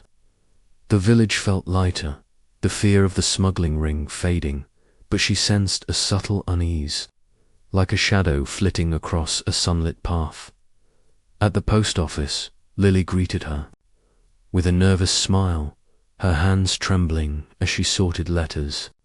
"Morning, Miss Marple," she said, handing her a letter from Raymond West. "Quiet day, thank goodness."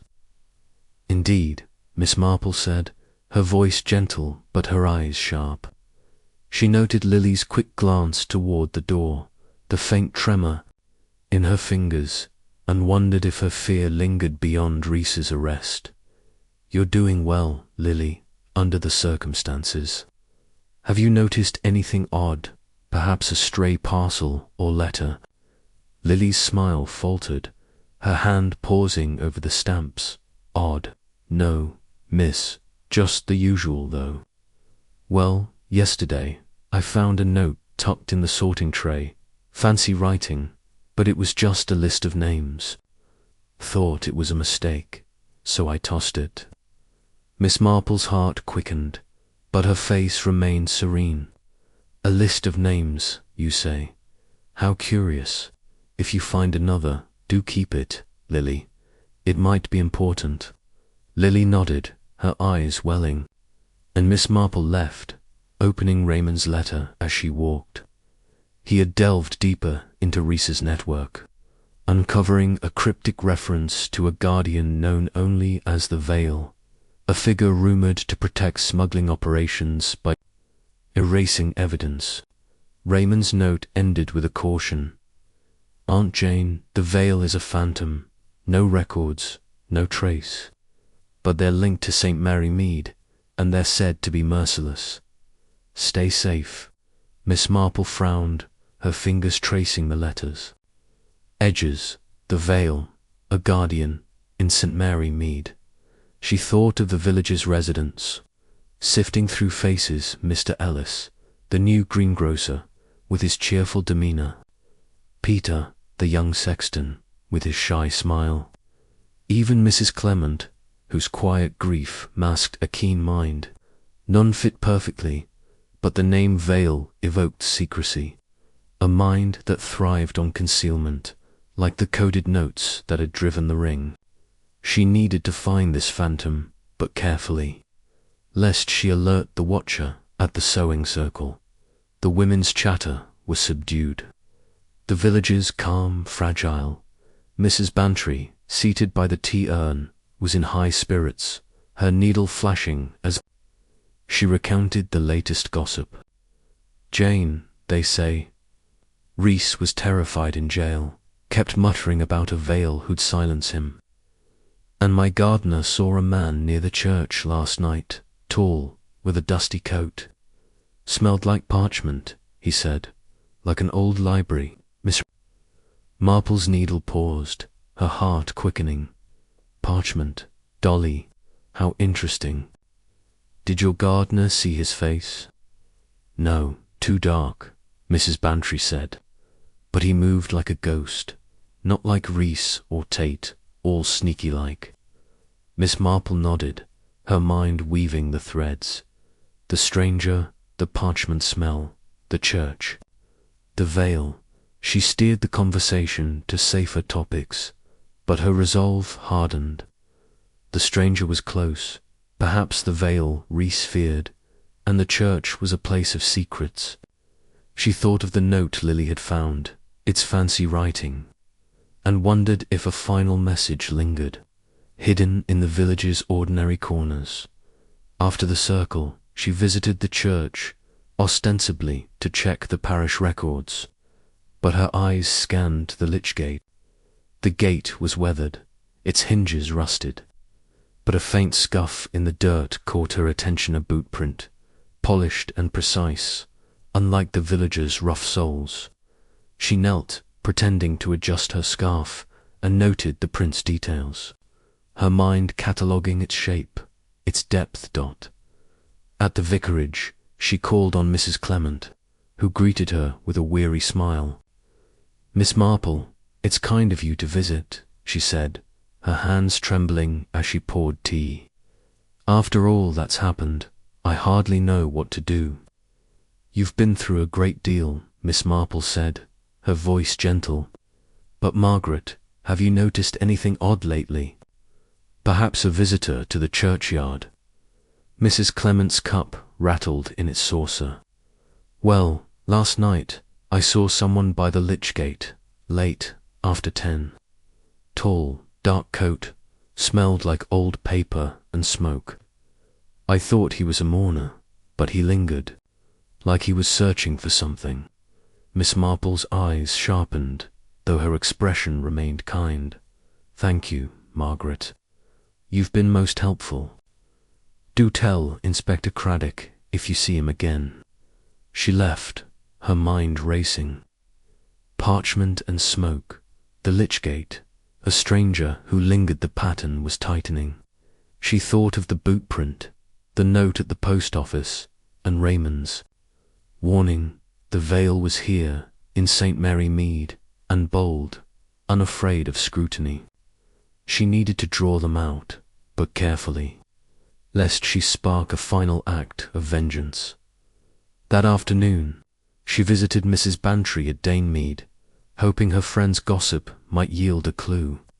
Over tea and scones, Mrs. Bantry was full of theories, her eyes bright. "Jane, I heard Lily was terrified. Says someone's watching her, even now. And my gardener saw that man again, near the mill, carrying a satchel, smelled like an old bookshop." Miss Marple's cup paused at her lips. "A satchel, Dolly? How curious. Did your gardener notice anything else?" "He said the man was tall, moved like a gentleman," Mrs. Bantry said. "Had a scarf over his face, but his eyes were cold, like a hawk's." Miss Marple nodded, her mind weaving the threads. The stranger, the parchment, the satchel, the mill. She thanked Mrs. Bantry and returned home, her basket swinging lightly, her eyes scanning the lane. The village felt watchful, its choir to mask for secrets yet untold, back in her cottage. She wrote a letter to Raymond, asking him to trace any London contacts tied to Reese, with a focus on the rumoured veil. She sealed it, her hand steady, and slipped it into her bag for the morning post. As she did, a faint sound reached her, a rustle, like leaves disturbed outside her window. She froze, her senses alert, and moved to the curtains, parting them slightly. The garden was dark, the roses mere silhouettes, but a figure stood by. The gate, tall and still, a faint glint from a cigarette. Her heart raced, but she gripped her letter opener, hidden in her knitting bag, and waited. The figure paused, then flicked the cigarette into her garden, the ember arcing through the night. She noted its trajectory, her mind cataloguing the act's boldness, its challenge. The figure retreated, melting into the shadows, and she closed the curtains, her resolve hardening.